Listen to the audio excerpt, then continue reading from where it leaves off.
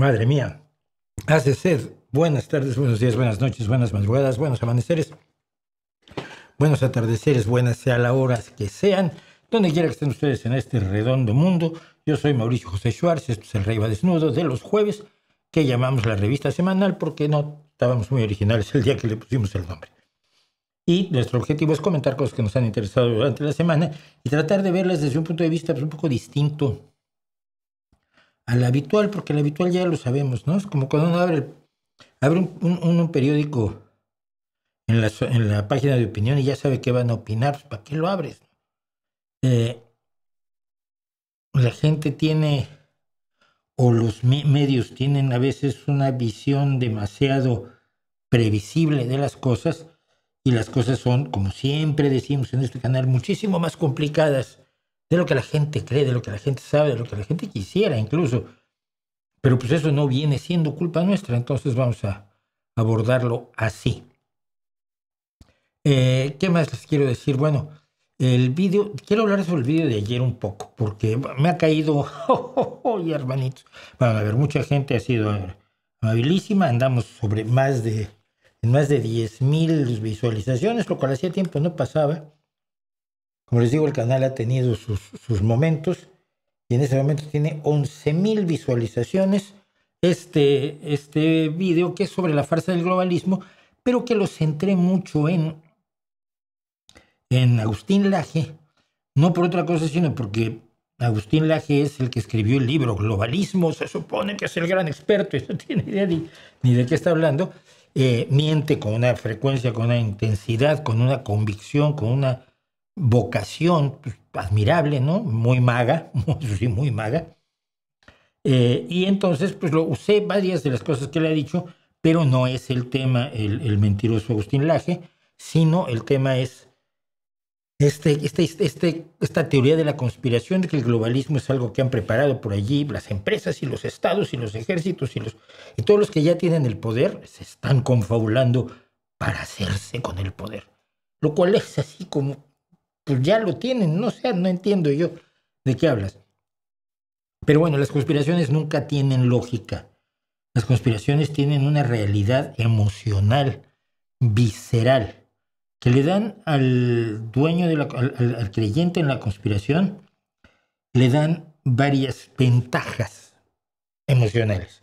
Primero, le permiten sentirse superior al vecino que viene paseando a su perrito, porque él sabe lo que ocurre tras bambalinas, los tejemanejes del poder que no salen en los medios. Él los conoce porque sabe la conspiración, la que tú quieras, la de Bilderberg, la de los chemtrails, la de los Illuminati, la de Skull and Bones, la que quieras.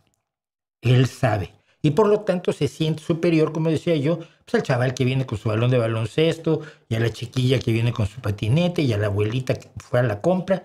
Los mira a todos y dice, pobres imbéciles. Yo sé lo que está pasando y ellos no. 2. Le da la tranquilidad de que el mundo tiene orden.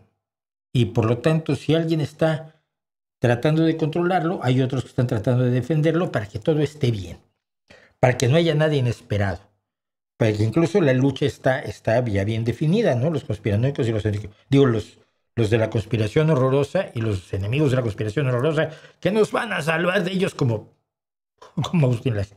Y entonces le da la tranquilidad al creyente en las conspiraciones de que el mundo no es caótico, que el mundo no es complejo, que es una lucha entre blancos y negros, entre el bien y el mal, entre Pepe y Paco, ¿no? Pero le tranquiliza porque la idea de que en este mundo nadie lleve el timón, que todo transcurra de una manera muchas veces aleatoria, dependiendo de una serie de circunstancias diversas, que no están bajo control de nadie y al mismo tiempo pues más o menos las podemos dirigir entre todos si queremos, no es tranquilizador. En cambio, la idea de que todo está bajo control y que todo tiene un solo timonel, en todo caso hay una lucha por el timón, pues tranquiliza mucho a la gente. Sobre esto le pasa también con las conspiraciones de carácter político, ¿no? Si es el mercado el que lo va a resolver todo, pues ya, Lo hiciste, todo lo que sea contra el mercado es malo y el mercado es bueno. O si crees que aplicando el marxismo vas a llegar a la utopía absoluta, porque la historia funciona como dijo Marx, y la fuerza de la historia es la economía y la lucha de clases, pues te estás muy tranquilo, ¿no? Porque las cosas van a seguir el devenir de la historia ya sin problema, ¿no? Malo cuando dices, no, pero es que influyen otras cosas, influye la religión, influyen personajes, influyen individuos, influyen acontecimientos inesperados, influyen acontecimientos del medio ambiente, ¿no? Ay, ¿por qué se escribió Frankenstein? Pues porque hubo un estallido en un volcán. ¿Cómo? Sí, mira, una vez estalló un volcán y entonces pues, la capa de ceniza bloqueó bastante el sol y entonces hubo un año en que no hubo verano.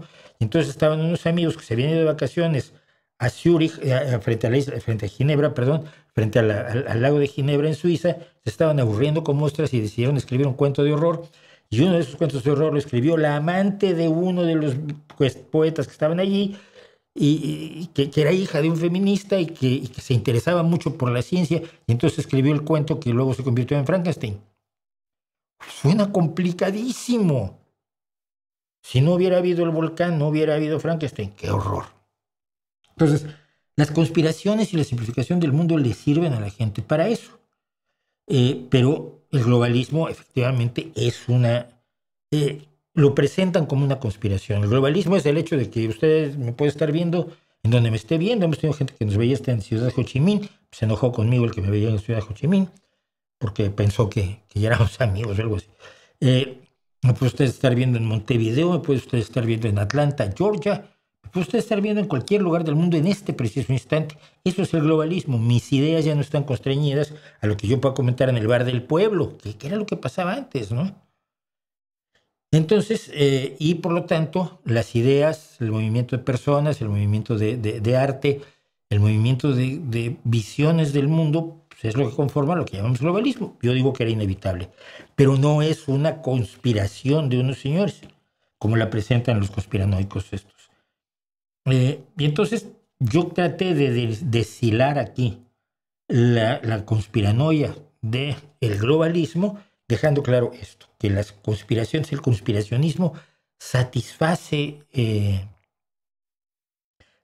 al creyente, ¿no? Y esto nunca hay que olvidarlo, sobre todo cuando tratamos con gente que nos dice que cree, es que la Tierra es plana, pero no seas tonto, si han subido, han visto y es redonda, y la sombra es redonda y el resto de los cuerpos celestes de tamaño más o menos considerable son todos esféricos por acción de la gravedad en la formación por medio del polvo cósmico de cada planeta. No puedes crear un disco, la gravedad no te lo permite, la física, la cosmología es plana. Yo sé más que tú, la Tierra es plana. Pues no lo vas a sacar de allí nunca porque no está dispuesto a cambiar de opinión porque tiene una certeza en la vida. Algunos nos sentimos más contentos viviendo con pocas certezas en la vida y las pocas certezas que tenemos se derivan, por supuesto, del conocimiento científico. Entonces, esa es la historia. Los invito a seguir viendo La farsa del globalismo y espero que sirva para que se entienda qué es lo que están tratando de vendernos esos conspiranoicos que ahora están, obviamente, ellos son liberales económicos, pero andan de la mano los peores fascistas. Laje tiene fotos ya no solo con Milei, que es su gurú, sino tiene fotos con Abascal. Es que yo no soy fascista. ¿Cómo no? Entonces, ¿por qué te fotografías con este? Yo no soy racista. ¿Por qué te fotografías con un racista? Yo no lo haría. Yo no me tomaría una foto con un político que sé que es un racista y un fascista asqueroso. Si te la tomas es porque estás de acuerdo con él, creo yo. Y ese es el problema, que estos liberales económicos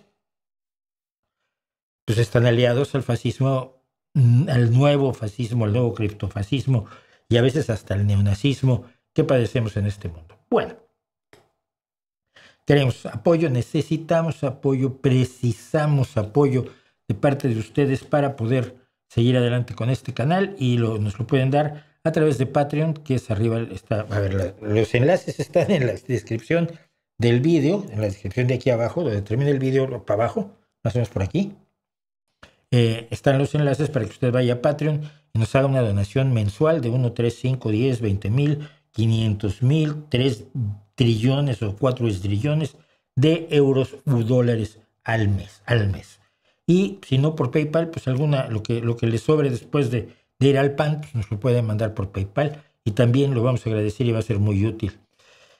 Sobre Oscura Crónica solo quiero decir que ya grabamos el famoso y esperado capítulo de Oscura Crónica referido al gran verdugo, al verdugo más prolífico del siglo XX, a Albert Pierrepoint, que fue el verdugo de los nazis en los juicios de Belsen. Entonces, vamos a contar la historia. Ya lo grabamos, estoy editando, pero editando mientras trabajo y eso, porque ya saben ustedes que si viviera de aquí sería otra cosa. Bueno, y no puedo editar más rápido, pero tengo que quitar tiempo del trabajo. Los últimos 4 días no he parado, de las 11 de la mañana que me despierto a las 4 de la mañana que me acuesto, que es mi horario normal, no he parado. De verdad,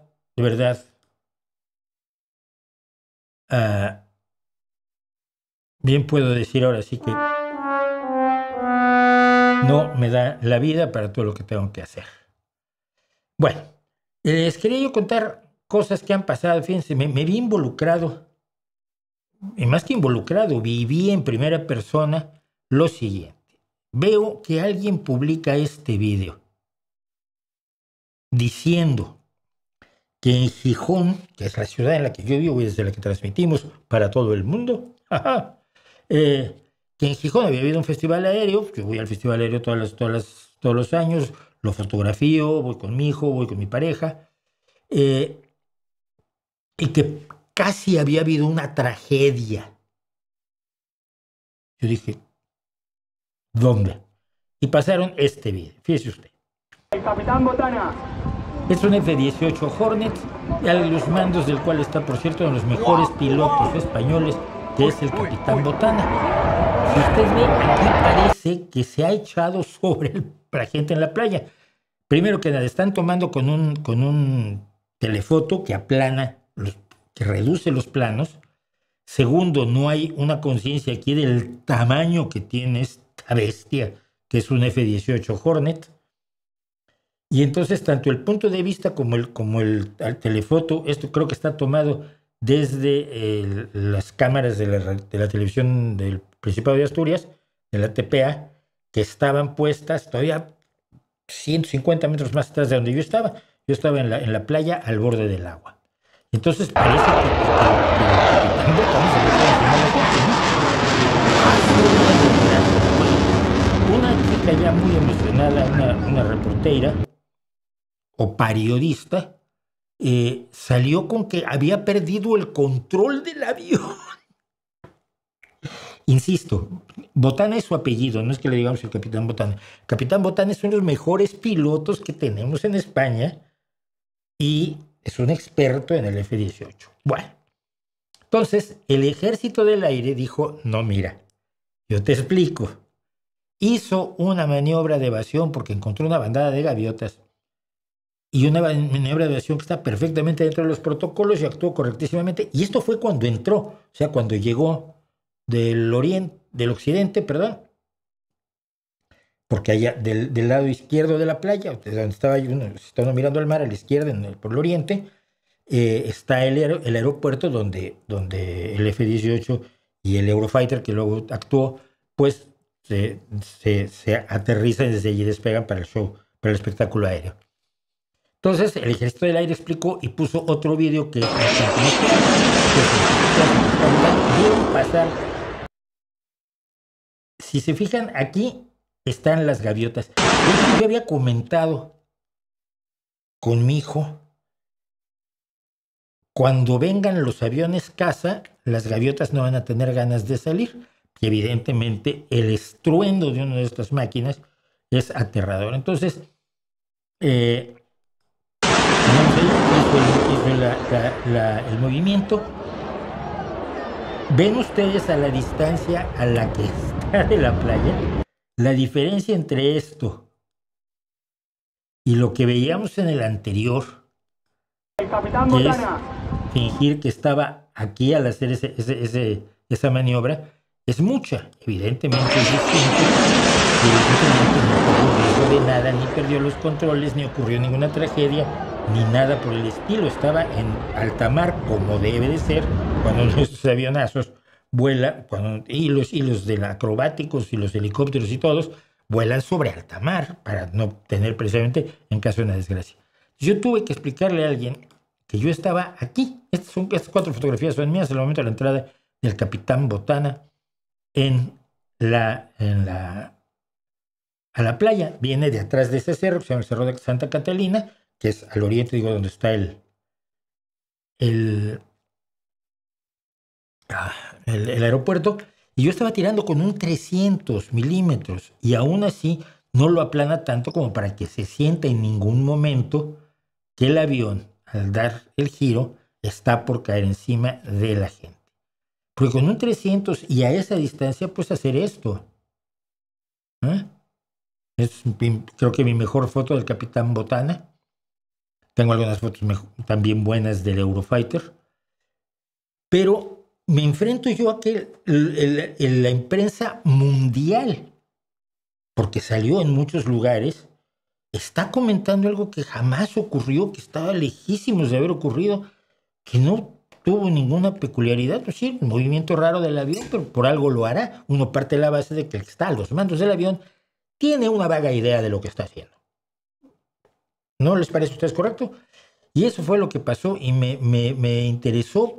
Me interesa comentarlo y me interesaba observarlo porque me llamó mucho la atención la actitud de quienes, si se iba a caer el mundo, no juegues para nada, ni mucho menos, ni de lejos. Bueno, esa fue la realidad. Ahora, otra cosa que quiero comentar porque salió nada más así. Miren, en este canal hay mucha gente, especialmente 2. Uno, por cierto, ya no aparece mucho por aquí, creo que ya entendió. El otro siempre viene, ¡ay, el mundo se está acabando! ¿Qué opinas, Mauricio? ¡Uy, esto es horroroso! Yo vi en un periódico que están todos muy asustados.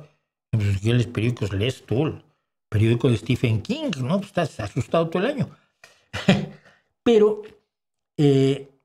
una de las cosas que me dicen, pero estamos a punto de que la ultraderecha se apodere del mundo. Es la crisis de la izquierda. En Europa la izquierda ya, los socialistas no tienen nada que hacer. Vamos a cantar todos en España el cara al sol y en el resto de Europa, pues supongo que el Die Fahne hoch o el viento, las banderas, también conocido como el Lied de, ¿cómo se llama? De Horst Wessel, que es el himno oficial de los nazis, ¿no? Die Fahne hoch, pues sí, pues no. Entonces, de pronto sale esta encuesta. Media de encuestas electorales, junio de 2025 en el norte de Europa.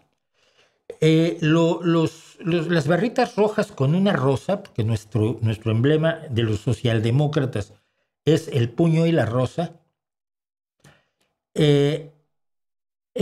somos nosotros los rojos. Luego los que siguen son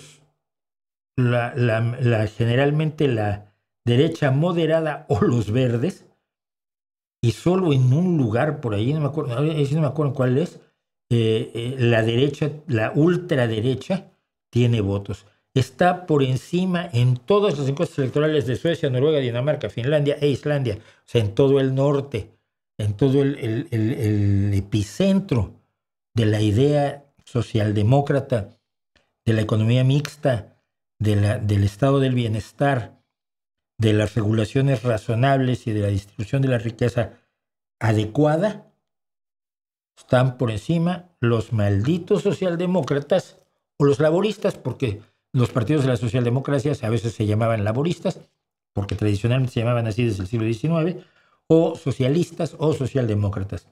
Ahí lo tienen ustedes. Triunfos clarísimos en las encuestas hoy de la socialdemocracia. En España estamos, hoy veía yo otra vez, todos los medios europeos dicen que España es el motor de Europa. España es el único país que está creciendo mientras hay un problema de estancamiento de la economía y un incremento de la inflación en otros países europeos. En España esto no está pasando. En España está creciendo el empleo. En España está creciendo y lo vamos a hablar hoy, la inversión en ciencia. Y uno dice, qué bien, ¿no? Luego lees al Partido Popular, España está destrozada, la gente anda mendigando por las calles un poquito de pan porque ya no hay empleos, todas las casas están ocupadas por inmigrantes que se las roban y se comen a los perros y a los gatos. Bueno, no lo han dicho, pero al rato lo van a decir, porque si lo dijo Donald Trump, el PP lo va a decir. Pero cuando uno los lee, es una cosa increíble lo mal que está el país en el que yo vivo, de verdad. Que además es el país donde ellos viven y prosperan, que eso es lo peor.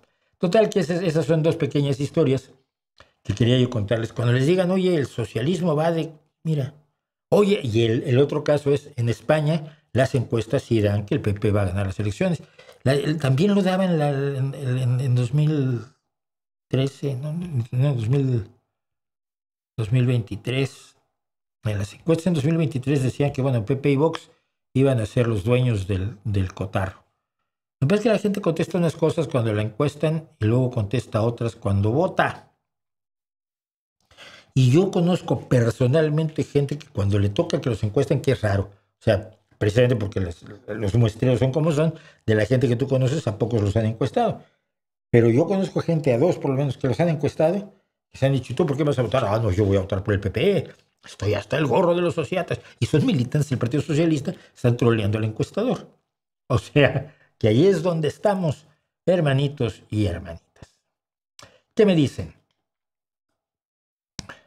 Me dice Gamarán, ¿por qué el experimento de Milley y Urey sobre la recreación de la Tierra primitiva no es concluyente sobre el origen de la vida? Porque generaron aminoácidos, pero no generaron vida. El experimento de Miller no generó vida. Entonces es un indicio importante de cómo se pueden crear moléculas orgánicas complejas en un entorno similar al que suponemos que había al principio de nuestro planeta. Si la vida debe ser tan común en el universo, no sé quién dijo que tenga que ser tan común en el universo, ¿por qué solo se ha dado una vez en 4.500 millones de años? ¿Pero de dónde sacas que se ha dado solo una vez en 4.500 millones de años? Se pudo haber dado miles de veces a lo largo de los primeros miles de años, miles de millones de años de nuestro planeta. Nadie dice que solo se haya ocurrido una vez. ¿De dónde sacas que solo ocurrió una vez? Te lo estás inventando. ¿Cómo te estás inventando que debe ser común en el universo? Sabemos las condiciones necesarias para que surjan por lo menos las moléculas orgánicas. Sabemos las condiciones para que exista vida como la conocemos nosotros. Si hay otras formas de vida, pues no lo sabemos. Y para eso existe la ciencia ficción, para especular sobre eso. Pero los planetas que se han encontrado alrededor de estrellas por toda la zona cercana a nuestro planeta, pues no es tan fácil, tienen que estar en una zona determinada que se llama la zona Ricitos de Oro, y deben tener agua. O sea, la zona en la que estén respecto de su estrella es una zona que tenga unas temperaturas que permitan la vida, como la conocemos, insisto. La vida como la conocemos tiene límites. Después de cierta temperatura, pues ya no hay. Va hacia arriba y hacia abajo. Entonces esa temperatura, esa variación de temperatura entre esos dos límites es la que debe tener cualquier planeta para tener algo que nosotros llamaríamos vida. Y son pocos los planetas que se han encontrado dentro de la zona Ricitos de Oro. Le llaman Ricitos de Oro porque es como el potaje de Ricitos de Oro y los Tres Ositos, ni demasiado caliente ni demasiado frío, sino adecuado para que se lo coma Ricitos de Oro o para que haya vida ahí. No hay tantos y no sabemos si hay vida en ellos.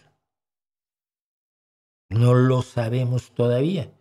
Hay una serie de indicios de carácter químico que buscan los científicos para ver si hay posibilidad de que en esos planetas haya vida. Pero nadie dijo que sea muy común en el universo. Esa es una afirmación absolutamente gratuita. ¿Ok? Bueno. Va a hablar del acuerdo negociado no ratificado entre la presidenta de la Comisión Europea y Donald Trump. Casi todos los canales que he visto lo han descrito como una bajada de pantalones. ¡Ay, qué canales tan malos ves! No, mira. A ver. Sí voy a hablar de eso. Te voy a explicar primero que una cosa. Si llega un tipo y te amenaza con una pistola, el que le des la cartera no es que te hayas bajado los pantalones, es que no quieres que te maten. ¿Entiendes? No estás negociando con una persona de buena fe, de igual a igual. Dame la cartera. Entonces, oiga, mire, pues vamos a hablarlo. Tomamos una cerveza, lo dialogamos. ¿Hasta qué punto conviene que yo le dé la cartera? Quizás solamente le doy la mitad de mi cartera. Inténtalo y vas a tener una sonrisa en la barriga hecha a navaja. Y las negociaciones con Donald Trump son así. te está amenazando con el 50% de aranceles y no hay nada que puedas hacer para impedirlo, salvo ponerle aranceles similares a lo que te vende él. Pero resulta que eso tampoco te conviene. Entonces llegas a un acuerdo que implica en parte darle la cartera. Pero ¿cuál es la opción? A esos medios, a esos, ¿cómo se llama? Todos los canales que has visto, menos este. Casi todos los canales. Bueno, ve con casi todos los canales, así como vienes aquí, Raistlin, y vas y les dices qué debía haber hecho la Unión Europea, qué debía haber hecho von der Leyen. Hay cosas muy curiosas que vamos a analizar sobre eso. Pero ¿qué crees que debía haber hecho von der Leyen? Levantarse y darle un bofetón a Donald Trump. Si estar en la oposición es muy fácil. Pregúntales la semana que entra vienes y nos dices. Desde Tulancingo Hidalgo, gracias, desde Estado de México, vaya en México. Con la situación de México, decidan en las votaciones, piensen en su voto. Casi es el cáncer contra el SIDA, pero para ver quién nos daña menos, pero viendo la oposición en México, ¿qué hacer con los votos? Yo ya dije que hacer un partido transversal, pero no me hacen caso. Que hable acerca del coronel Baños. Volví a anunciarlo hoy y es un error. Volví a anunciarlo hoy porque creí que me iba a dar tiempo de revisar lo que hizo Pekka Kaloniemi. No me dio tiempo porque no quiero insistir demasiado en el tema, pero... Y entonces, como no me da la vida, no he podido revisar la información que tiene Kaloniemi, que tiene esta información de todos los Vatniks o portavoces del gobierno ruso en el extranjero, para hablar del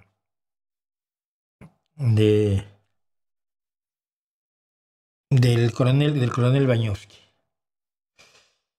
Sergio Márquez, en los 80s en México tengo entendido que fue muy popular la música andina sudamericana de Kenny Zampoña. ¿Fue realmente así? Sí, claro que sí. Absolutamente, yo fui parte de ese movimiento. Lo fueron otros, por ejemplo, Armando, no me acuerdo su apellido ahora, pero Armando, que era el bajista de Botellita de Jerez, Armando Vega Gil, fue bajista de Botellita de Jerez. Yo lo conocí tocando la guitarra en un cuarteto argentino, un cuarteto de música argentina. Tocaban zambas y bagualas y chacareras y milongas, toda la onda. Imitando a los chalchaleros y a grupos argentinos así. Todo lo que era la música folclórica sudamericana, vamos a decirle así, tuvo un momento importante, en parte alimentada por el hecho mismo, fue en los 70s, no tanto en los 80s como en los 70s, alimentada en buena parte por la gente que fue a México después del golpe de Estado en Chile y después del golpe de Estado en Argentina, ¿no? Yo me acuerdo haber recibido en México a Horacio Guaraní, por ejemplo, y un amigo mío fue guitarrista de Horacio Guaraní un tiempo. Había muchos músicos que venían como parte de los exilios, y había un interés porque la música folclórica latinoamericana se relacionaba con la lucha de los pueblos por su liberación, etcétera, etcétera. Y entonces, sí, yo tocaba la quena, concretamente, yo tocaba el charango, yo tocaba el bombo legüero, tocaba el cuatro venezolano y tocó la guitarra. Pero sí, fue. ¿Y qué es lo que pasaba? Luego me lo explicaba un amigo que es músico y tenía una avergonzadamente, tenía que decirlo. Casi nadie hacía música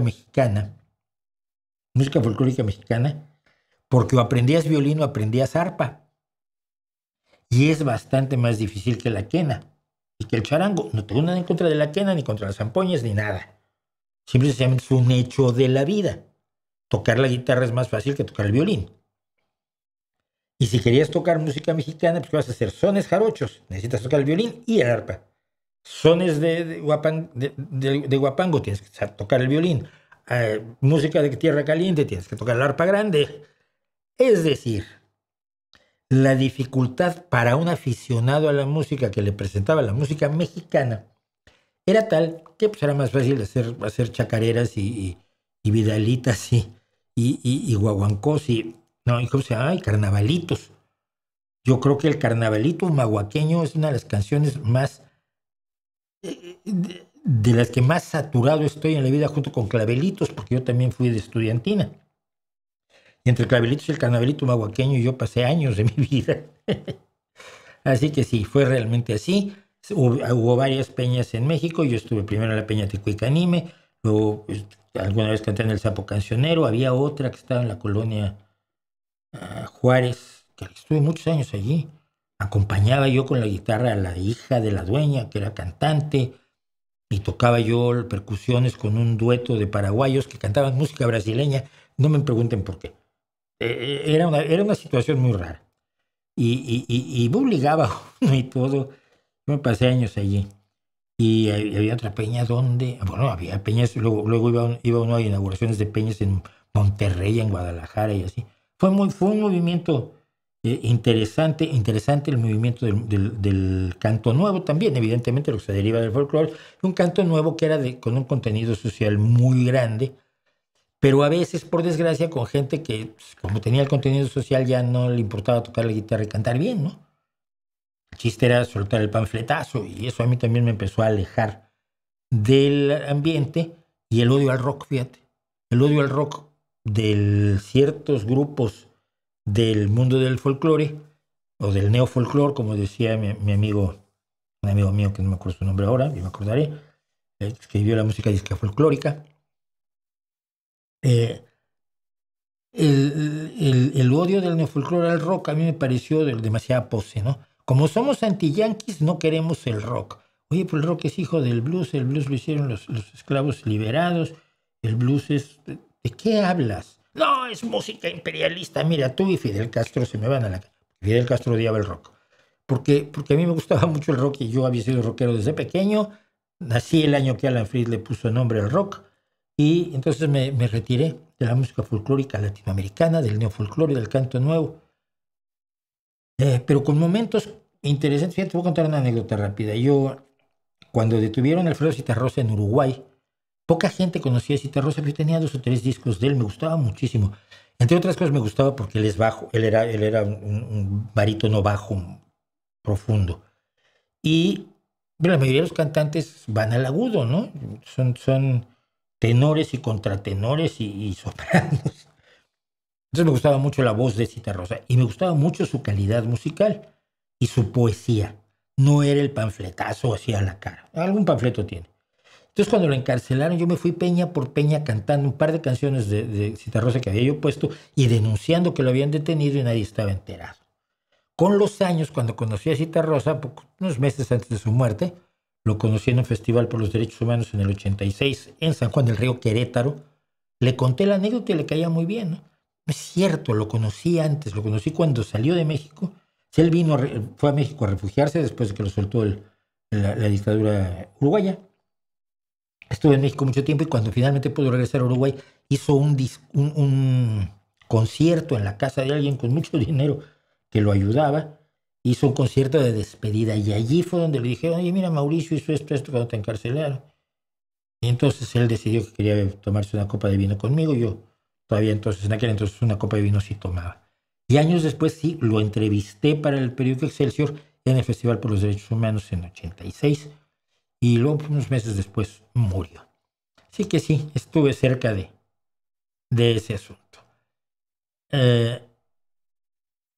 La semana anterior le preguntaron por esto del MIT que mostraba los peligros del chat GPT y cómo la gente que lo usa para tareas no recuerda, cómo la gente que lo usa para tareas no recuerda lo que escribió. No, bueno, si tú le pides a tu mamá que te haga el trabajo, tampoco te acuerdas de lo que hizo tu mamá. Pero eso no es un peligro de las mamás. ¿Sí? Bueno. Vamos a hablar de esto también un poco. Buenas vibras, gracias, Rosa Mota. Sí, alguien me preguntó, ¿por qué te rebelaste contra Dios? Rebelaste con V. No, rebelarse con V significa, es de revelación. Como cuando revelas que en realidad te gustan los Beatles más que los Rolling Stones. Es una revelación importante. No, importante es cuando dices que te gustan más Maná que Real de 14, por ejemplo. Es una revelación grave. Pero es una revelación con V. Y tú te refieres a rebelarse contra Dios de rebelión, de oposición, de ¡muera Dios! No me puedo rebelar contra algo que no existe. No te puedes rebelar tú contra las hadas, los gnomos, los unicornios, los pegasos. No, yo tampoco me puedo rebelar contra ningún dios, que no sé cuál es el tuyo, porque además es muy curioso. Todos ustedes, los creyentes, dicen Dios como si solo hubiera uno. Hay como 13,000. Y vigentes en el mundo actualmente, pues hay varios cientos, ¿no? Varios cientos de dioses en los que distintos grupos humanos que merecen tanto respeto como tú creen. Pero tú crees que tu Dios es el único. Pero como yo no creo en ninguno de ellos, pues allí lo vamos dejando. Y vamos a terminar rápido con esto. ¿Qué opinas sobre los fallos contra Bolsonaro y Uribe? Pues mira, no sé, porque no me enteré que hubiera habido fallos contra Bolsonaro y Uribe. Es interesante.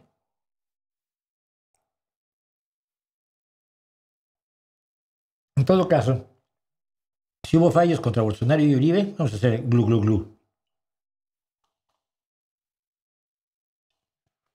Me había acabado mi Coca-Cola. Si hubo fallos contra Bolsonaro y Uribe, me congratulo y me parece muy bien. Morena debió juzgar de esa manera expresidentes como Peña Nieto, Felipe Calderón Cedillo y Salinas de Gortari. No sé por qué te saltaste a Fox. No solo eso, había prometido hacerlo. La idea era que todos estos personajes y toda su camarilla de ministros y de secretarios, subsecretarios, jefes de departamento y demás caterva burocrática se habían robado millones y millones y cientos y miles de millones de pesos, de dólares, euros, yenes, lo que tú quieras, y entonces iban a ser llevados a juicio. Yo me recuerdo que a eso se comprometió López Obrador, pero luego lo que parece que ocurrió es lo que siempre ocurre. Se pusieron de acuerdo, dijeron, mira, no nos haces nada y nosotros cuando te vayas tú tampoco te hacemos nada. Alternamos el poder, pero pues aquí la impunidad es la impunidad y tú y todos seremos impunes. Y entonces pues, todos han sido impunes. Claro que debían haber sido encarcelados. A cambio de eso, lo que hizo el observador fue, en vez de recuperar el dinero de lo robado, recuperó algo de dinero en el instituto para devolver al pueblo lo robado, y un instituto en el que se robaron mucho dinero los funcionarios del observador, por cierto. Instituto para robarle al pueblo lo devuelto se llamaba después. Lo que hizo fue sacar dinero de fideicomisos y de reducción de presupuesto a la ciencia, reducción de presupuesto a la salud, reducción de presupuesto a la educación, todo ello para repartir limosna bimestral por todos lados en México y garantizarse los votos. Pero no, ese dinero que se habían robado los sexenios anteriores, nunca se le volvió a ver el pelo porque López Obrador se le olvidó que él dijo que iba a meterlos a la cárcel, que es lo que debía haber hecho, sobre todo si se podía demostrar lo que había pasado. Por ejemplo, no es tanto a los presidentes que habría que ver qué tanto se les puede demostrar como a su personal. Claro que se pueden demostrar las cosas, si se pueden demostrar, deberían haber ido a los jueces, pero nada. Carlos Arriaga, sigo tu carrera desde tus intervenciones con Nino Canún. Y ahora desde hace años por este medio encontré tu podcast Café Leonardo, excelente, muchas gracias. Café Leonardo era una sección que tenía yo en una estación de radio aquí en Gijón, y que luego lo seguí un tiempo como algo que todavía no se llamaba podcast, pero yo tenía mi podcast. Te encanta tu trabajo, felicidades, saludos, muchas gracias Carlos Arriaga. Larus Salvat, los ultraderechas llegaron para quedarse, los ultraderechas nunca se fueron.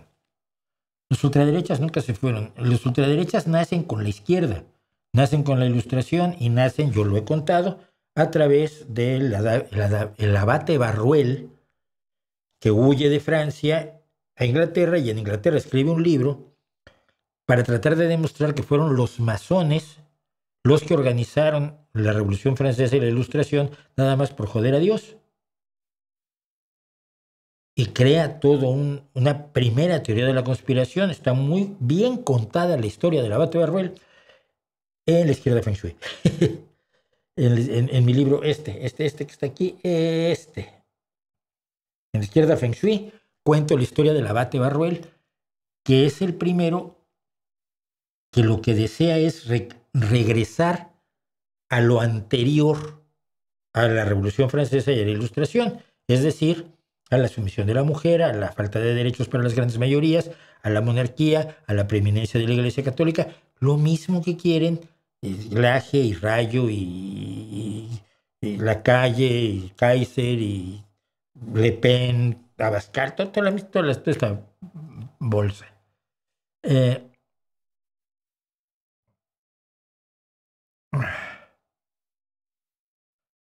El tema de la maestra Irma me tiene con una sensación de desesperanza que hace tiempo no sentía. Vamos a empezar, si quieren, por allí, porque,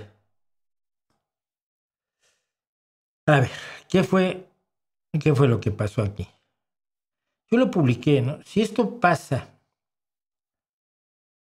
que pasó, pasa en cualquier lugar del mundo, en cualquier otro lugar del mundo, el escándalo sería absolutamente enorme. Habría reporteros, por supuesto, de todo el mundo, preguntándoles a los gobernantes en México. Habría preocupación por la inseguridad y una serie de cosas. Pero no, en México no pasa eso. En México eso no ocurre. Entonces,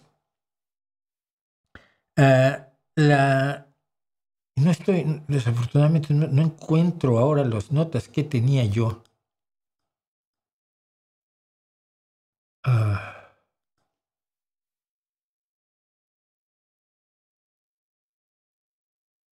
Así. De la maestra Irma, que fue, en resumen, es una ex profesora jubilada, que en México las pensiones no sirven para absolutamente nada. Mi madre fue pensionista y los últimos años de su vida la mantuve yo porque alguien la tenía que mantener. Porque su pensión era absolutamente irrisoria, ¿no? Sí le servía, esto hay que decirlo, tener el seguro social que atendió sus males cardíacos durante años de una manera muy eficiente. En los tiempos en que la salud era insuficiente en México, pero era eficiente y razonable para un país pobre y un país lleno de ladrones, cosa que ya no es. Esta profesora, pues, doña Irma, decidió que para poder llegar a fin de mes, para complementar sus ingresos, se metió a taxista. Y como taxista le pasó algo que les pasa en este momento a cualquier mexicano más o menos por ahí, que es que llegó una banda de delincuentes y le dijo, pues por derecho a trabajar me tienes que dar tanto al mes. O le pedían un porcentaje, no sé cómo el trato, que le sugirieron a la profesora. O sea, lo que te sugieren con una pistola en la mano, pues no es exactamente una sugerencia. Tenía que pagar una cuota porque le permitieran trabajar en su taxi. Y la profesora dijo, no. Fue secuestrada. Y en una fotografía que me niego a reproducir, bueno, en un vídeo en realidad, pero estoy pensando en un estilo, en una captura de pantalla de ese vídeo, una banda de 12, 15 bestias enmascaradas con armas de alto poder, por supuesto, rodean a la maestra, obligándola a decir en ese vídeo, decirles a los taxistas, a sus compañeros de trabajo, a sus colegas, que pagaran la cuota para que no les pasara lo que le había pasado a ella. Después de grabar ese vídeo, pues la profesora murió. Dejémoslo así. Fue golpeada, fue brutalmente golpeada, según los médicos legistas que han tenido la valentía de hablar, pero no han hablado todo, no lo han dicho todo, o no han hablado todos los saben hasta dónde pueden ir. Fue golpeada, fue violentada, fue agredida y su cuerpo fue encontrado un tiempo después. El problema es este. El problema es que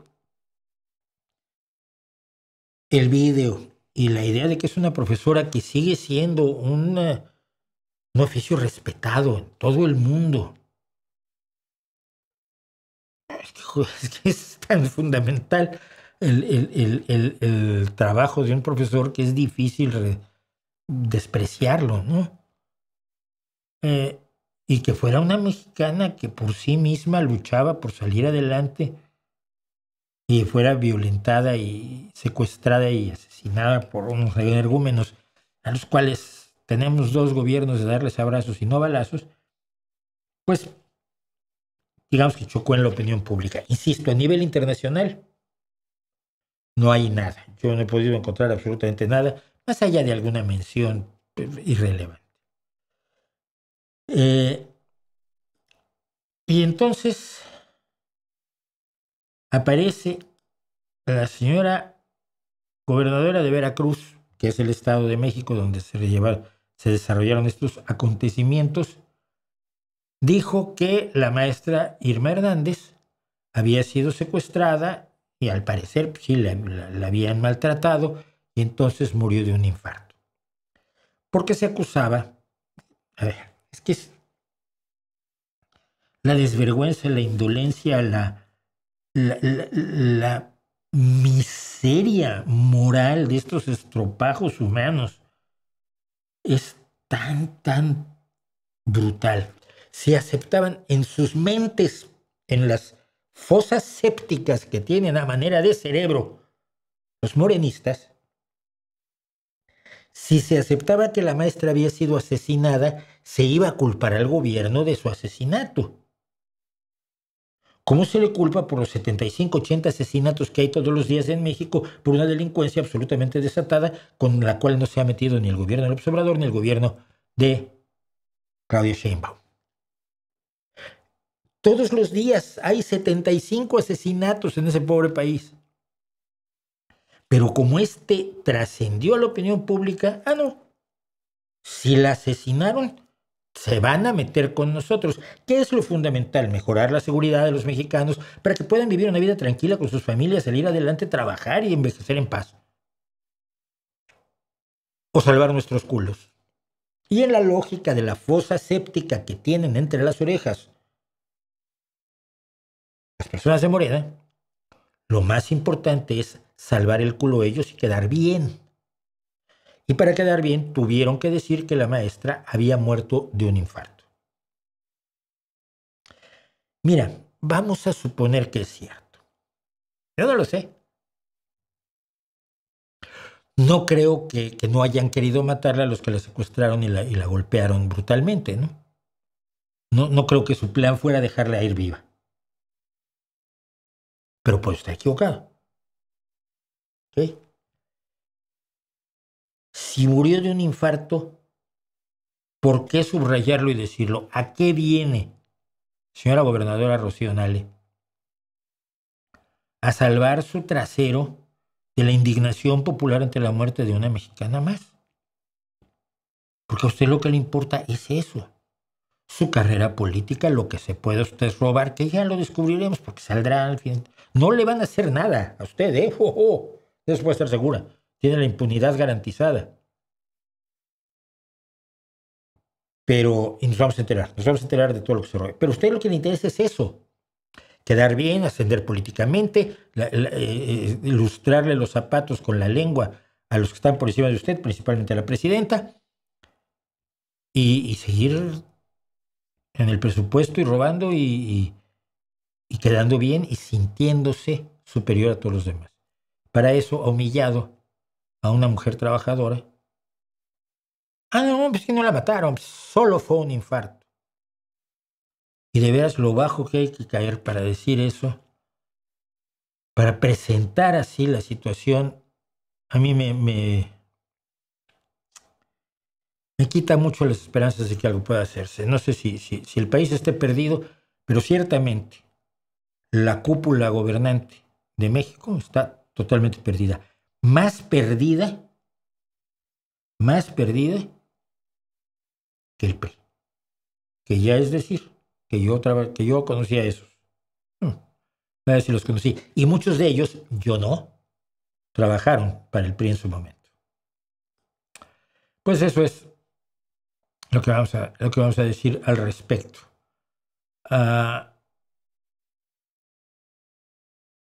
Al final los gobiernos reaccionarios dicen, si no los convences, que entonces confundirlos así de simple, no lo sé. Que me dicen, es común cuando escucho a Bach que me emocione tanto que me da por pensar que la música de este compositor es lo mejor que le ha pasado al mundo. La belleza es un privilegio universal. Yo no sé si sea lo mejor que le ha pasado al mundo. A mí me sigue... ¿Me entiendes? Un compositor Lo valoro por cuánto puedo oír sus obras cumbre muchas veces. El aire sobre la cuerda de sol, por ejemplo, de Bach. La tocata y fuga en re menor para órgano. Como me puede pasar con, no sé, Killer Queen de Queen. Todas las proporciones guardadas, pero lo puedo oír 1000 veces. Puedo oír Something o Hey Jude o Let It Be millones de veces, probablemente en todas las semanas de mi vida desde que salieron esas canciones, en algún momento de la semana las oí.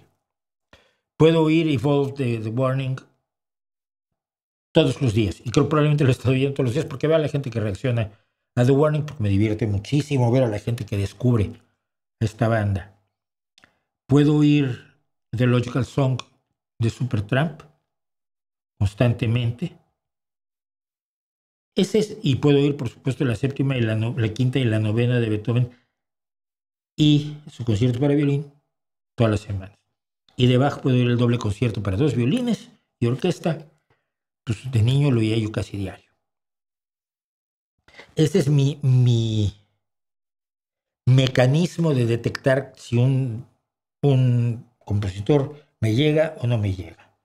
Bach es de los que más me llega. Yo me acuerdo, fíjate, cuando andábamos en la música latinoamericana y en el rock y toda esta onda, pero luego hacíamos sesiones para oír el clavecín bien temperado en discos que tenía una amiga en su casa, interpretados por la polaca Wanda Landowska, que todavía si la oyes es brutal la mujer, es absolutamente maravillosa, interpretando a Bach.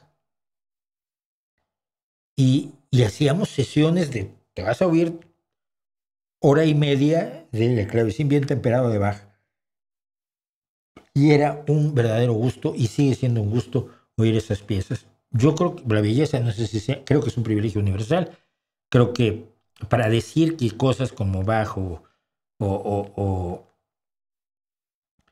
algunas cosas de los Beatles, o algunas cosas de Rush, o algunas cosas de Beethoven, de Mozart, de Bach, no te gustan, se requiere un cierto nivel de postureo. Es decir, es más una posición intelectual que una posición emocional. Pero igual no es cierto, y hay gente que es absolutamente inmune a la emoción de la música. Pobrecitos de ellos. Tu opinión sobre las propinas cuasi obligatorias. La cosa es que eso solo pasa en Estados Unidos, man. En España no se da propina. Yo no puedo dejar de darla. Y generalmente me dicen que estoy dejando propinas altísimas yo. La cuenta es de 40 euros y dices, deja uno. No es deja dos. No, es mucho, deja uno. Otra cosa, en España las propinas no son para el que te sirve. Van a un bote común y en la noche se lo reparten todos los camareros. Entonces no puedes hacer eso así tipo Jay Morant, que el otro día se lo veía, el baloncestista que le dio a una camarera $500 de propina, ¿no? No, porque si tú le das los $500 te los van a agradecer mucho, porque los van a meter al bote y en la noche se lo van a repartir entre todos los camareros del establecimiento. La propina obligatoria es una forma en Estados Unidos de no pagar salarios, eso es clarísimo, ¿no? Es clarísimo. Tú pagas un salario adecuado y no tienes y quitas el 15% obligatorio de propina, que es un 15% adicional que le evita al dueño del restaurante, bar, que taquería, lo que sea, le reduce en 15% el salario que le tiene que pagar a sus camareros, ¿no? Yo creo que tienes razón en ese sentido, ¿no? La obligación de pagar un salario digno es del patrón. Otra cosa es que si a ti te tratan bien y por todo esto, le des una consideración, pero por eso, no por obligación, porque te han tratado muy bien, como cuando invitas, yo en 3 o 4 veces en mi vida, en lugares así muy, muy finos, me ha tocado decirle al chef, oye, que salga, ¿no? Queremos agradecerle. Yo me acuerdo una mousse de chocolate que me hicieron en Florida, en un restaurante francés de 3 estrellas con estrellas Michelin y toda la onda. Se va el café Veyron, no sé si todavía exista. No me acuerdo si era en Sarasota, creo. Y sí, el chef de postres salió a que le aplaudiéramos. Luego otra vez, también en Florida, teníamos un chef maravilloso, en un hotel donde teníamos una reunión de escritores. Y entonces se reunía con los cubanos a intercambiar recetas de sopa de frijoles, y el día siguiente le hacía sopa de frijoles a la cubana. Maravilloso el tío. Era un tejano gigantesco, con sus hombros de este ancho, 2 metros de alto, hablaba con voz de pito. Lo recuerdo con muchísimo cariño. Fíjate, cómo el arte culinario también te puede dejar esas memorias. Qué bonito, ¿no? Ah, súbale un poco al volumen, no puedo. Mis audífonos no me dan más, por favor, y gracias, buen día. No, el problema es que no puedo más porque tengo ah, la salida al máximo, pero mira, vamos a enseñar esto.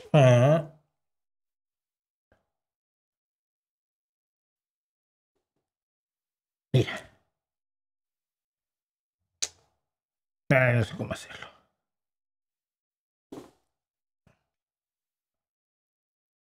En la parte de abajo, aquí a la derecha, mira, aquí, mira, por aquí abajo, en tu YouTube, tienes el volumen de YouTube, que no es ni el de tu teléfono o tu máquina, tu computadora o tu tablet o lo que uses, no es ese, ni tampoco es el que yo estoy enviando, que estoy en los límites si grito un poco, distorsiona. Y la mayoría de la gente se le olvida que tiene ese aquí abajo, aquí abajo. Tiene ese volumen y hay que subirlo. Es la única solución que te puedo dar. Marely Villalobos, muchas gracias por lo demás. Ah,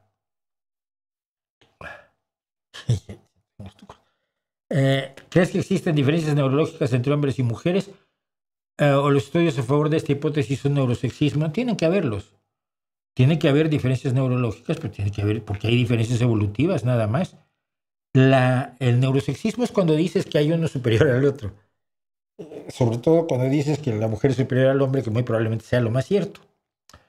Pero no, sí, claro que hay diferencias neurológicas y se pueden demostrar. No es una cuestión de superioridad o de mayor inteligencia, no, es de adaptación a unas exigencias distintas en la evolución. Por ejemplo, y hay uno que es clásico, clásico, y que creo que está ya más que experimentalmente validado, que es la apreciación de las variaciones en color. El aparato perceptual visual de la mujer tiene una mayor capacidad de discriminación de tonos de color que el hombre. Las explicaciones que luego te dan los psicólogos evolutivos, es porque la mujer iba a ser era la recolectora y entonces elegía las frutas más. No sé, es una hipótesis. Pero el hecho real es que sí hay una mayor discriminación de colores. Y esto da para miles de chistes, ¿no? ¿De qué color es esto? Rojo. No, eso es granate. ¿Y esto? Rojo. No, eso es magenta. ¿Y esto? Rojo. No, eso es ladrillo. ¿Y esto? Rojo. No, es Burdeos. Yo lo vivo constantemente. Bueno, pero yo creo que sí. Sería raro que no los hubiera. Ah, Otra vez, Renzo Serpa, ¿qué crees del acuerdo que acaba de firmar von der Leyen? ¿Por qué la Unión Europea sigue haciendo acuerdos tan desventajosos? ¿Qué es lo que debía haber hecho? A ver, te tengo aquí, Renzo. Tú no estás citando por lo menos a muchos canales que he visto. ¿Tú crees que el acuerdo de la Unión Europea es desventajoso para la Unión Europea? Hay muchas personas que así lo piensan. Yo no estoy tan seguro y luego voy a explicar por qué. Pero dime, ¿cómo debía haber hecho? ¿Qué acuerdo debía haber hecho Europa que Trump iba a aceptar? Anótamelo, yo creo que lo puedes hacer en 4 líneas, ¿no? Tenía que haber hecho esto y Trump lo iba a aceptar. ¿Eh? Espero que lo hagas, ¿eh?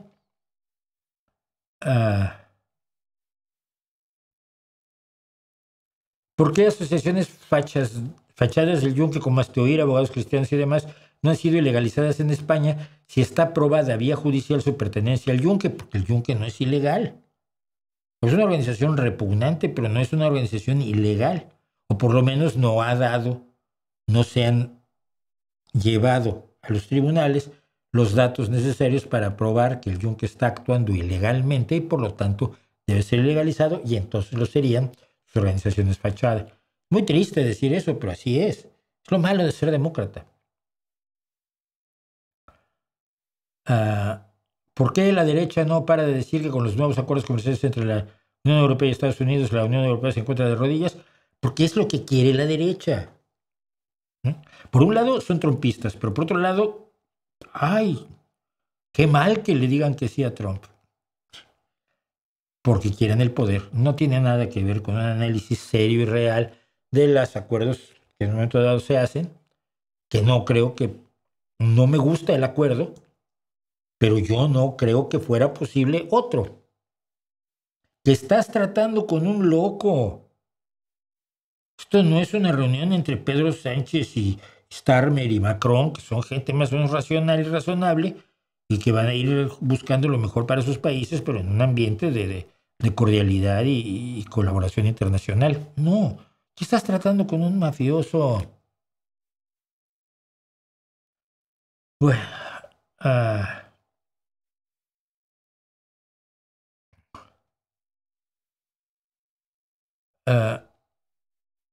bueno, desde Cranbury, Nueva Jersey, está en su radar el baterista Alex Van Halen. ¿Alguna opinión? Es un gran baterista, sí, evidentemente. Muy opacado por el hecho de que era el hermano de Eddie Van Halen, ¿no? Pero nada más.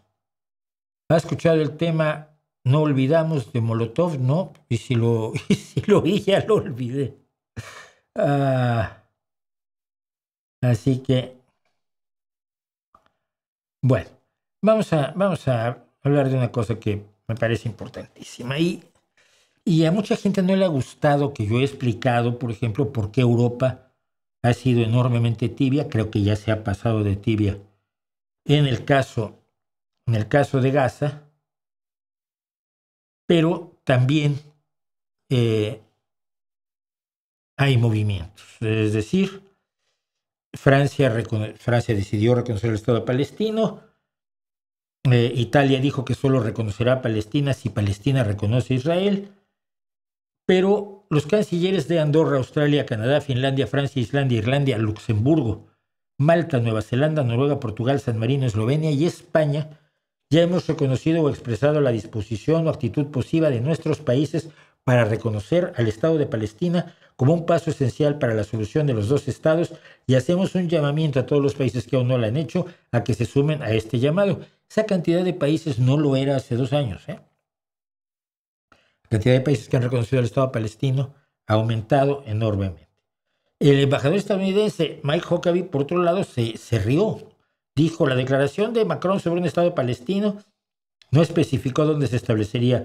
Ahora puedo revelar en exclusiva que Francia ofrecerá la Riviera Francesa y que la nueva nación se llamará Frankenstein, en alusión a Frankenstein. Ese es un embajador en Israel, ¿no? Un tipo que tiene el nivel de un luchador de los más tontos. No sé, Hulk Hogan, Joe Rogan o algún otro Hogan. Y además, de algo de lo que comentábamos ayer sobre el globalismo y las Naciones Unidas, la Corte Penal Internacional denunció a Hungría por no arrestar a Benjamín Netanyahu, acusado de crímenes contra la humanidad en Gaza, durante su visita en abril, cuando fue recibido con alfombra roja por el ultraderechista Víctor Orbán. ¿Por qué? Porque la Corte Penal Internacional no tiene fuerza moral, pero no tiene policía. Si emite una orden de arresto, son los países miembros de las Naciones Unidas los que tienen que llevar a cabo el arresto y el traslado a la Corte Penal Internacional. La Corte dijo que Hungría hizo una grave obstrucción a la justicia internacional. Bueno, mucha gente me ha pedido que hable más del tema, pero es que no hay mucho más que decir. Se está cometiendo un crimen brutal día tras día, de una manera que trasciende toda posibilidad de justificación. Y mira que yo conozco pro-israelíes que se las están viendo en problemas para realmente justificar lo que se está haciendo. Es que es contra Hamas. No, mira, estás disparando contra civiles. Los jerarcas de Hamas están todos guardaditos en Irán o en Arabia Saudita o en Qatar o en los Emiratos Árabes Unidos. Están tomando té. Los que están muriendo no son de Hamas. Pero peor el asunto es esto. Los que queden vivos van a ser de Hamás. Benjamín Netanyahu, y no Israel, porque esa es la otra, es muy fácil. Israel, todos los israelíes se están matando. Como veía yo un tipo el otro día que decía, a ver, yo soy israelí. Decía, soy judío, no, un escritor estadounidense. O sea, yo soy judío y soy enemigo de lo que está haciendo Israel hoy. Pero me están atacando a mí como si yo fuera parte de las acciones o como si yo justificara las acciones de Israel por el solo hecho de ser judío. Claro, eso es muy fácil que pase.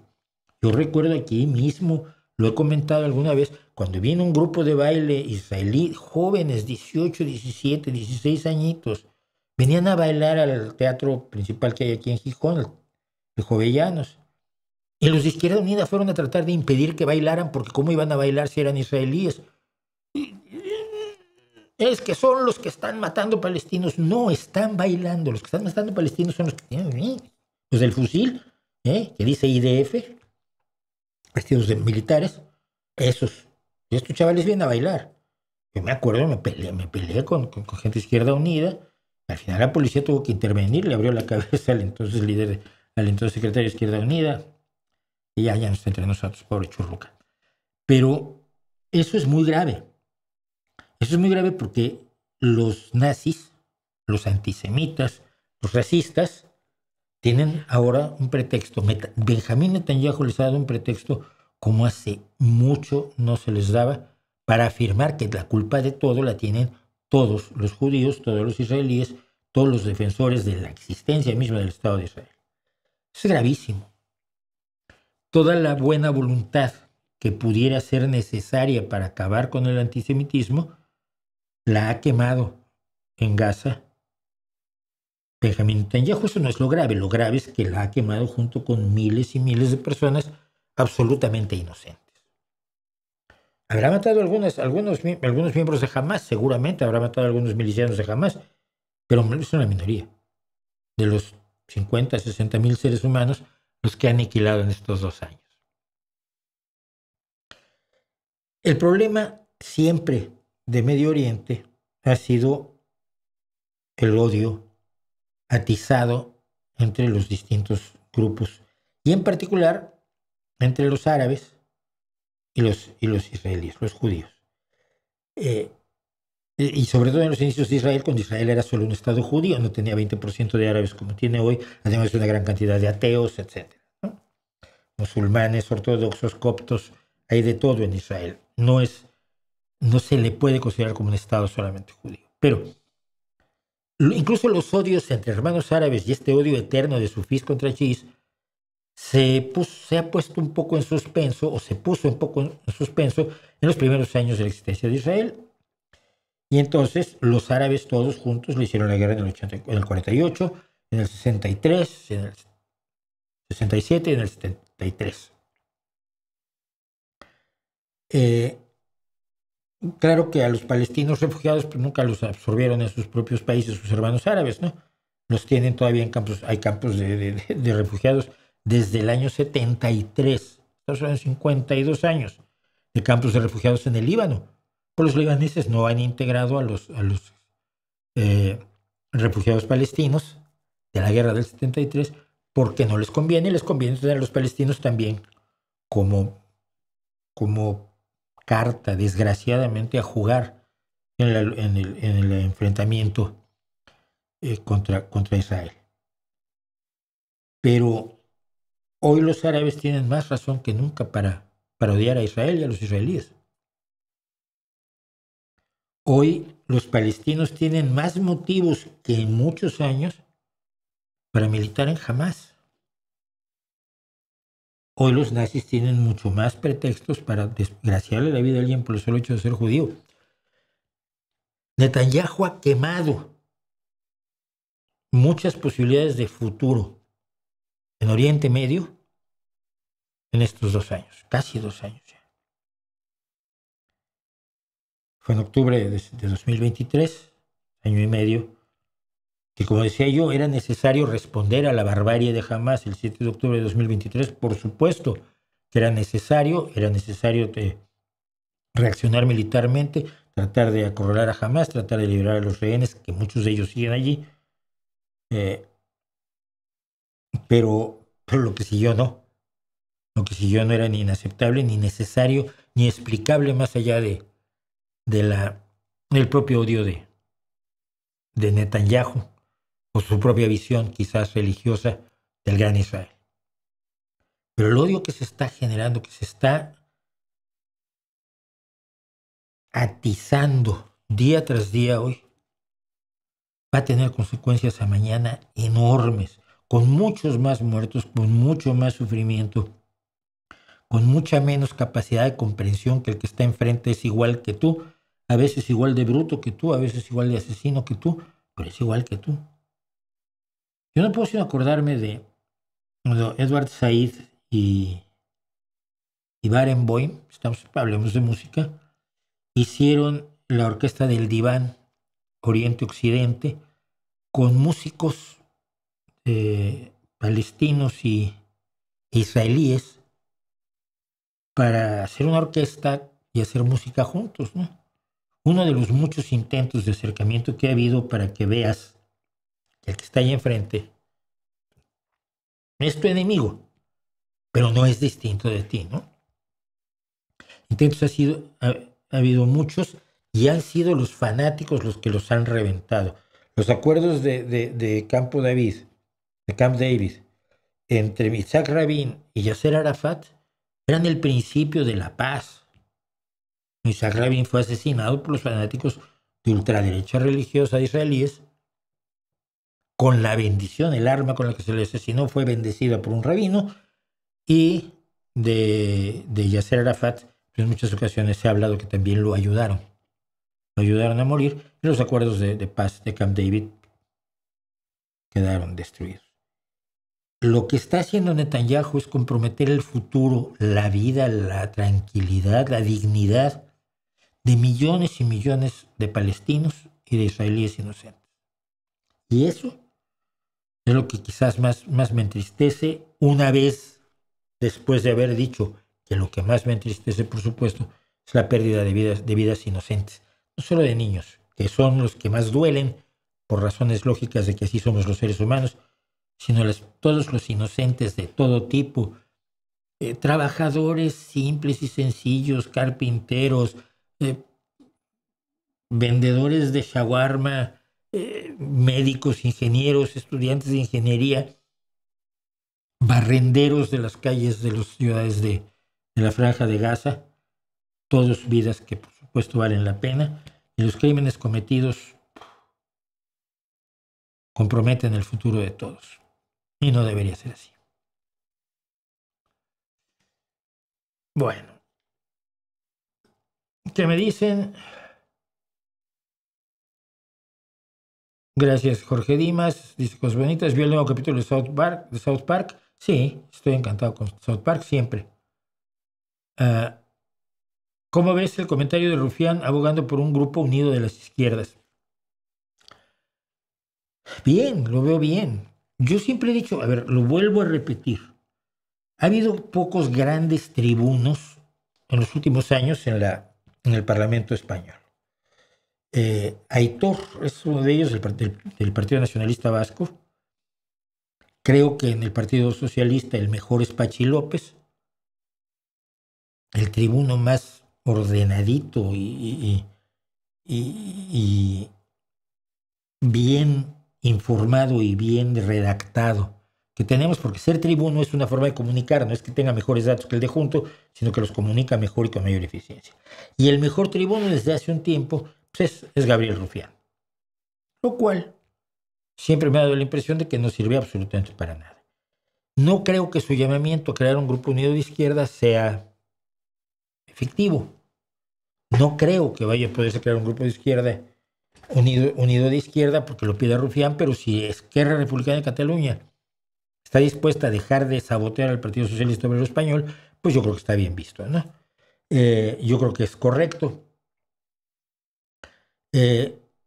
Creo que Sumar puede continuar sabiendo que no va a tener opciones de ganar el gobierno por sí misma, pues Yolanda y su tropa muy probablemente digan, vale. Con quienes no contamos es, por supuesto, con Podemos, que su fuerza electoral cada vez es más diminuta.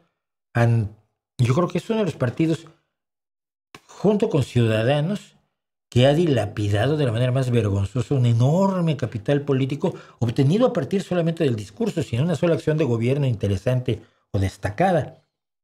Pero Podemos, con la verba de Pablo Iglesias, acumuló un capital político enorme, preocupante, que empezó a decaer hasta, a ver, de 5 millones de las primeras europeas, donde se va de eurodiputado súbito, temporal, Pablo Iglesias, en 2015 fue esto, sí, a las elecciones donde Irene es eurodiputada, pasaron de 5 millones de votos a 500,000 votos.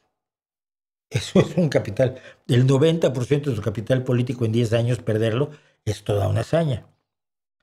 Pero Podemos ya ha dicho que ellos no están de acuerdo con decir que hay que votar por el PSOE porque es el mal menor, sino que ellos están absolutamente dispuestos a defender el mal mayor. Ellos quieren que Feijóo sea presidente y Abascal sea vicepresidente.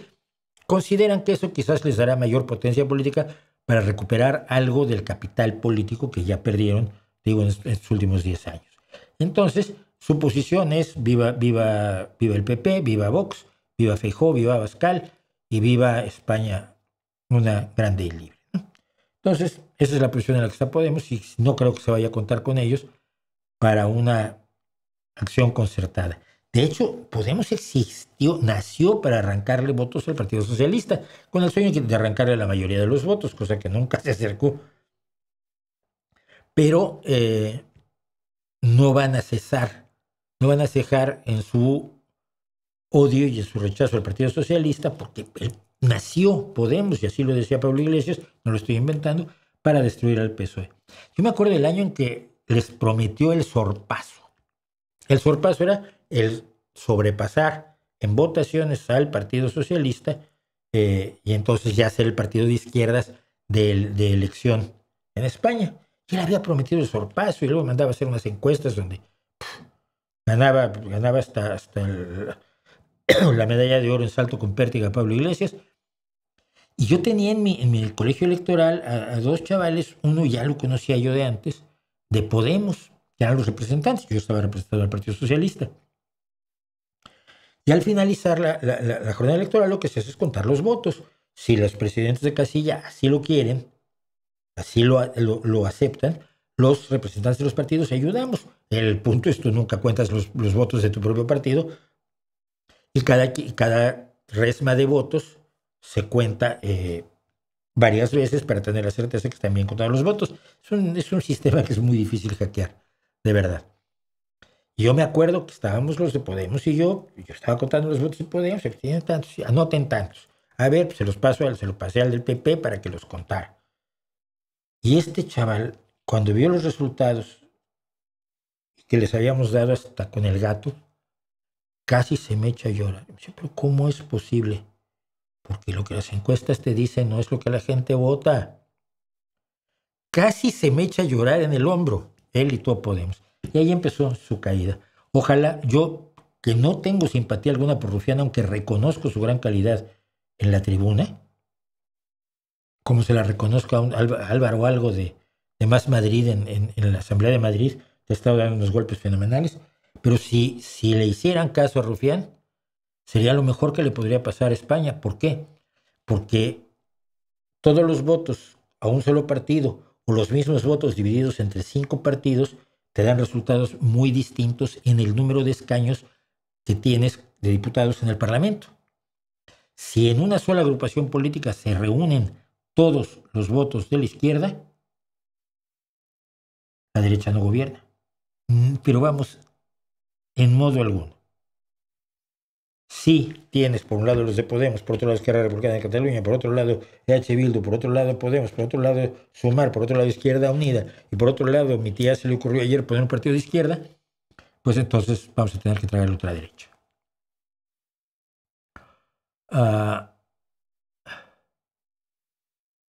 ¿Supiste Ya, ya lo de la maestra, sí.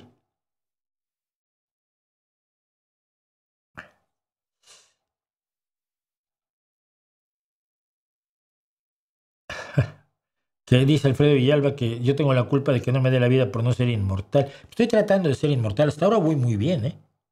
Hasta ahora voy magníficamente bien. Fíjate, llevo 70 años sin morirme. Lo cual yo creo que es un logro interesante. Vamos a hacer un poco sobre... Es demasiado México. Vamos a hablar mejor de la inversión española en ciencia, que es algo más positivo, porque ya...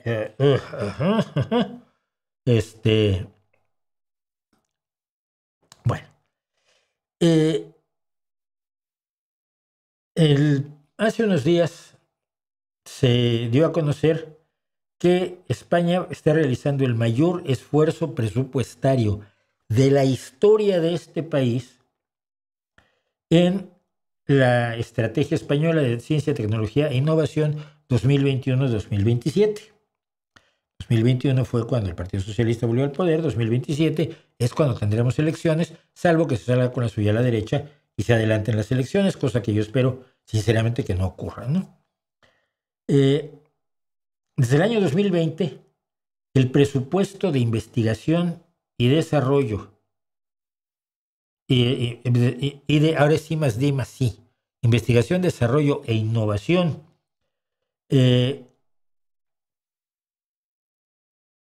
según un análisis del Ministerio de Ciencia, Innovación y Universidades, se ha incrementado en 2,5 veces, es decir, un 250%. El presupuesto de 2020 era de 7.069 millones de euros y ha pasado a 17.797 millones de euros en 2025. Se dice fácil, pero es enorme. No son 2,5 veces eso, ¿eh? Sí, sí son. 7, 14, sí, vale. De 7.000 a casi 18.000, sí son 2,5 veces. Los datos permiten constatar un avance generalizado en los primeros indicadores globales del Sistema Español de Ciencia, Tecnología e Investigación, el SECTI. Una parte importante del crecimiento presupuestario obedece a la incorporación de los créditos del Mecanismo de Recuperación y Resiliencia, pues España es uno de los países que más recursos ha destinado a investigación, desarrollo e innovación de todo este mecanismo. Este crecimiento presupuestario muchas veces a base de créditos. ¿Qué es lo que pasa? Los créditos te rinden en descubrimientos, en patentes, en avances. En los últimos 5 años de los que se disponen datos, el incremento es del 49,7%, alcanzando en 2023 los 22.379,2 millones de euros.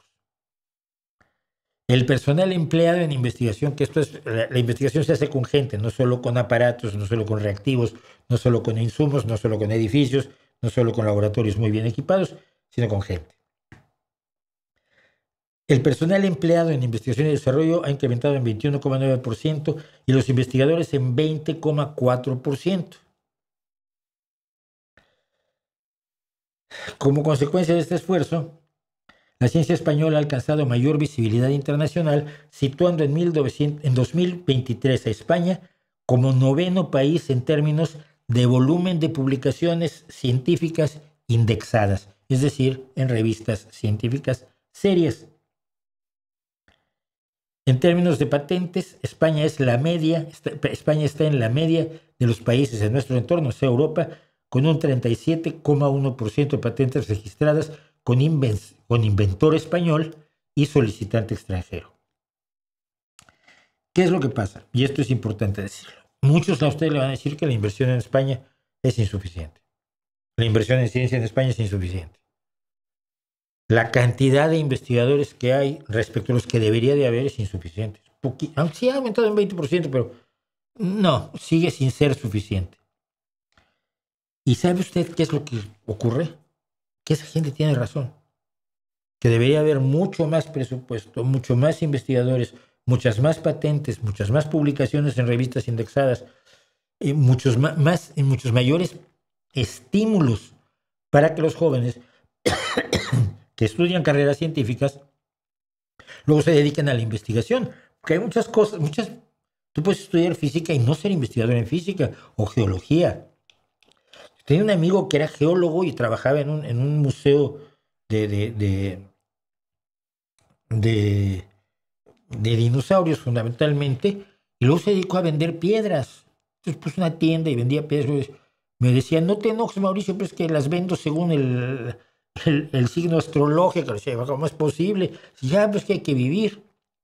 Es que vivía mejor con una tienda vendiendo piedras y las piedras del amor y vendiendo geodas y trilobites y cosas así, que como investigador en un museo.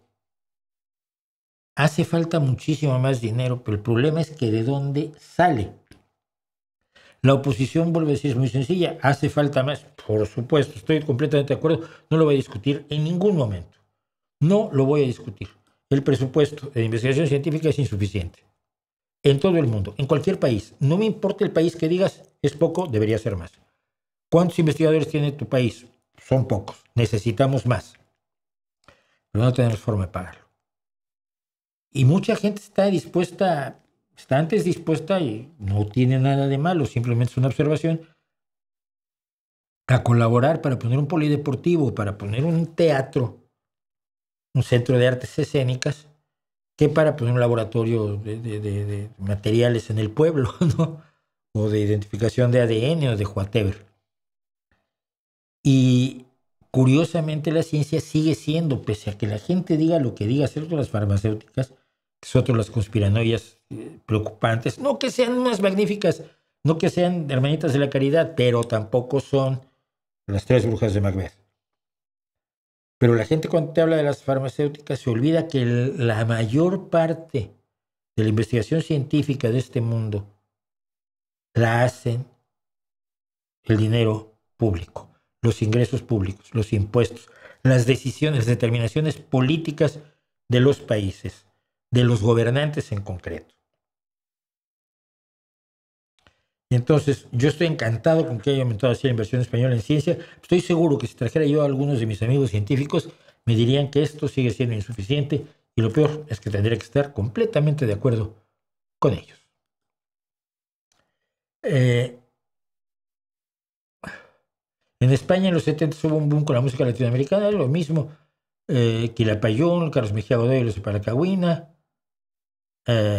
Sí, ¿no? Estaban todo el mundo y yo conocía a muchos. Yo tengo una anécdota absolutamente de locos. Yo estaba en la Peña Tecuicanime, como decía yo. Creo que Tecuicanime sigue existiendo ahí en la colonia Roma. No, en la colonia.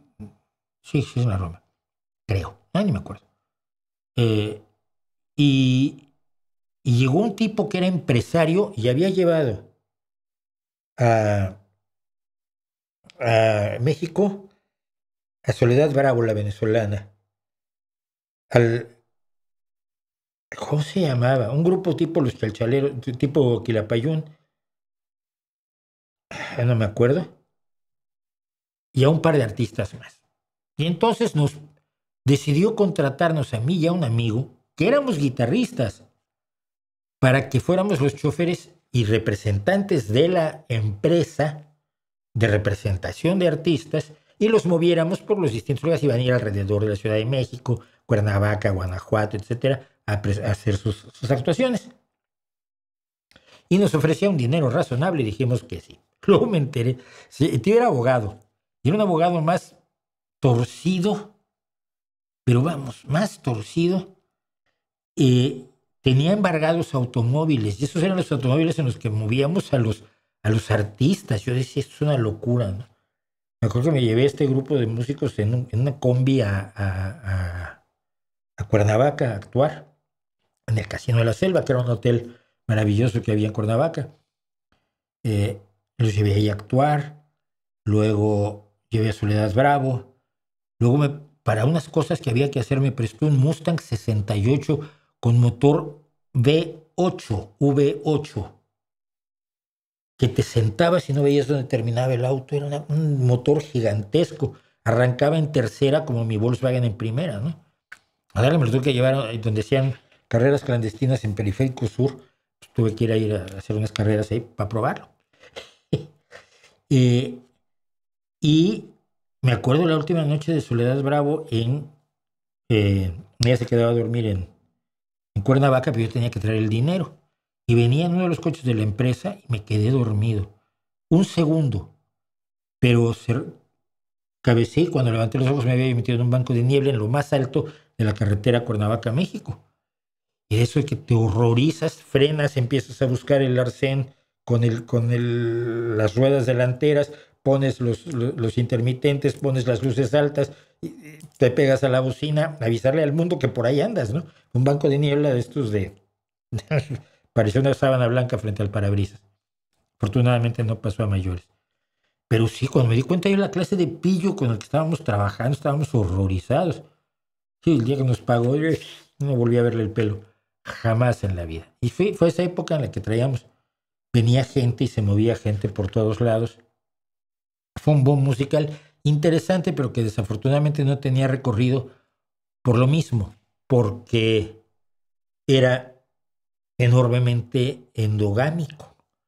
Entonces yo recuerdo fue un grupo, se llamaba el ONTA, que trataban de hacer como fusión, ¿no? Entonces era el folclore, pero con algo así de música más moderna y quizás un poco de rock. Uy, había gente que se desmayaba, como era posible, la pureza, el purismo folclórico. Es bobo. Una de las razones por las que el folclore o el neofolclore británico sobrevivió fue por los grandes grupos de rock folk, empezando por Steel Ice Pan, que siguen por allí, que es uno de mis grupos favoritos, y un montón de gente. ¿Cómo se llamaba el otro grupo? Desafortunadamente cantaba Sandy Dennis, que murió muy joven. Ella también anda por allí, Fairport Convention, y un montón de grupos que hacían folk con rock, hasta grupos de la actualidad como Merry Hell, ¿no? Y luego evolucionó hacia el punk celta, que yo es lo que más oigo. Entonces, eso desafortunadamente no pudo ocurrir en América Latina porque, insisto, había una endogamia enorme por parte del folclore y luego pues, el rock era perseguido, entonces tú no podías estar haciendo fusión musical mientras la policía iba por tus huesos cada vez que tocabas en un hoyo funky. ¿Qué opinas de la teología metafísica? Pues no hay, toda teología es metafísica, no hay teología física. Soy minero de la mina de Cananea, trabajo 12 horas diarias y meses más o menos mi trabajo. Saludos desde Cananea. A ver, Cananea es una de las minas señeras de México. La huelga de Cananea es uno de los disparadores de la Revolución Mexicana. Y Toro, no deberías trabajar 12 horas diarias, deberías trabajar 8 desde el momento en que llegas a la boca mina hasta el momento en que sales. No 8 horas en la beta. Si tardas 1 hora en llegar de la bocamina a donde estás trabajando, esa hora se te debe pagar. Y si trabajas 12 horas diarias, en parte es culpa de Napoleón en la hora entenado de Morena. ¡Qué vergüenza! ¡Qué vergüenza!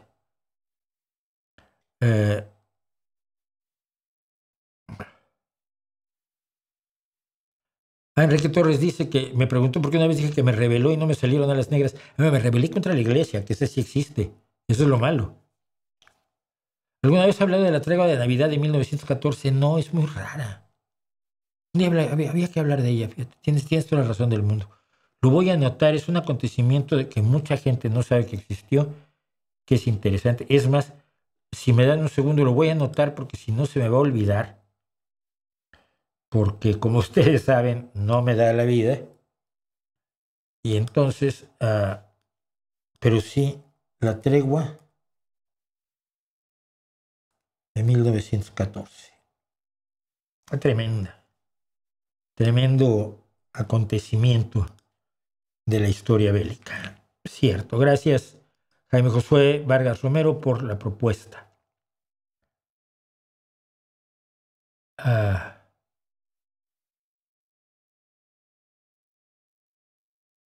Bueno, hay un canal con un filósofo que habla bien difícil, se cree superior por manejarse con términos abstractos y al final no puede afirmar ni negar nada con fundamento.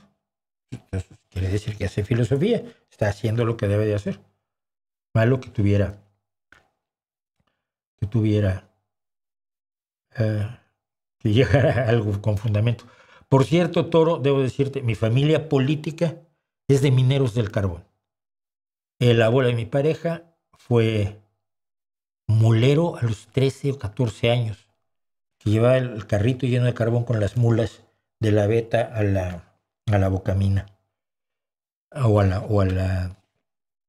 la jaula. Mi suegro él fue picador de carbón en varias minas famosas de Asturias. La verdad que Asturias tenía una industria minera importante. Y la vida de la mina todavía permea muchísimo de la vida social de Asturias.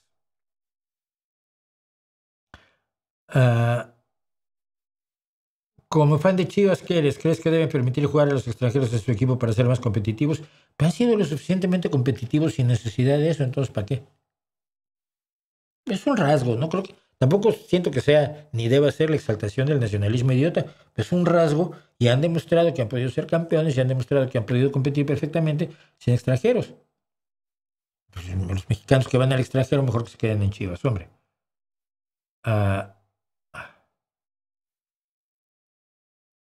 Bueno, ¿qué hora es? Son las 9, qué barbaridad. ¿Cómo se nos ha ido el tiempo?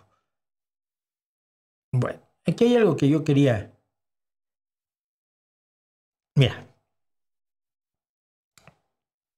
si una ventaja he tenido en la vida, y ustedes saben que soy una persona mayor, algunos octogenarios me dicen, oye, no, espérate, ¿no? Espero llegar. Otros me dicen, no sé cómo puedes estar así a tu edad. Y siempre me dan ganas de contestarles algunas de las vulgaridades que yo aprendí en mi juventud y me aguanto. ¿No crees que estoy muy viejo para eso? Pues dice tu mamá que no estoy viejo para nada. Pero ese tipo de cosas no se pueden contestar. Es una persona cortés, educada y ganas no me han faltado varias veces. Pero si algo he tratado de hacer toda mi vida es no olvidarme de cuando tenía yo 17 años. Me pareció una época, no diré de oro porque sufría uno muchísimo. Tenía unas broncas existenciales. Joder, no sabías ni cómo te llamabas. Eras consciente de tu ignorancia, pero no la podías reparar toda tan rápido como querías. En fin, no es, ay, la hermosa juventud. No, es jodido tener 17 años. Pero trato de acordarme. Cuando crié a mis dos hijas, siempre traté de acordarme lo que era tener 17 años, 16, 15, 13 y 20, ¿no? Y no asumir las actitudes facilonas de quien te sale con que en mis tiempos no pasaba eso. Mira, no seas imbécil, claro que pasaba. Claro que pasaba. Hay gente que te dice, ay, es que mis hijos no van de fiesta. Tus hijos no van de fiesta porque no los ves, pero van de fiesta. ¿A poco tu hijo va de fiesta? Sí, pero a mí me dice que va de fiesta porque sabe que yo sé que lo va a hacer de todos modos. Entonces he tratado toda la vida de mantener una visión joven, para lo cual me ha ayudado la información, el arte, el conocimiento, el ser, por ejemplo, la mayoría de la gente de mi generación no tuvo relación con la informática. Yo a los 23 años estaba trabajando ya con computadoras y esto también me sirvió para mantenerme al día en un montón de cosas. La mayoría de mis amigos son o mucho mayores que yo, que ya me quedan pocos, o mucho más jóvenes que yo. Bueno, contado todo eso, constantemente me encuentro con tonterías que se dicen sobre los jóvenes desde un punto de vista así como si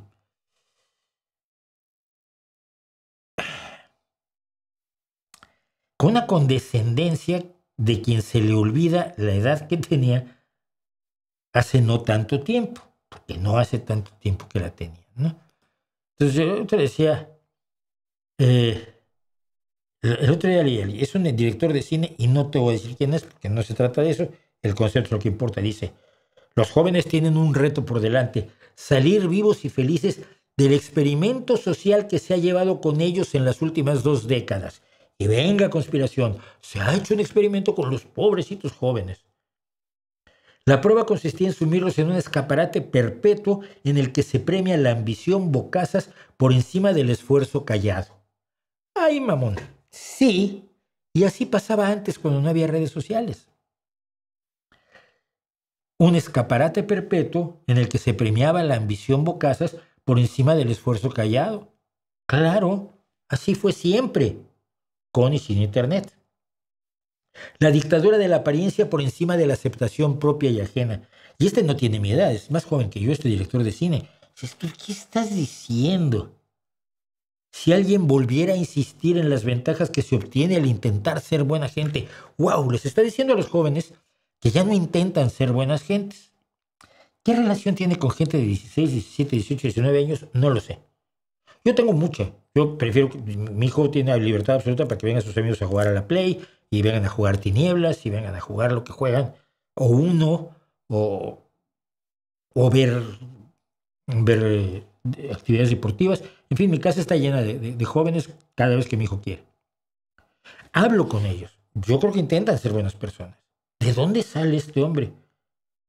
De individualismo depredador y conciencia colectiva, el mismo que siempre, no ha cambiado nada.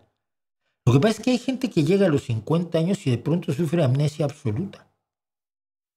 Entonces empieza a ver el mundo como si hubiera nacido ayer, pero con toda la experiencia que tiene a esa edad.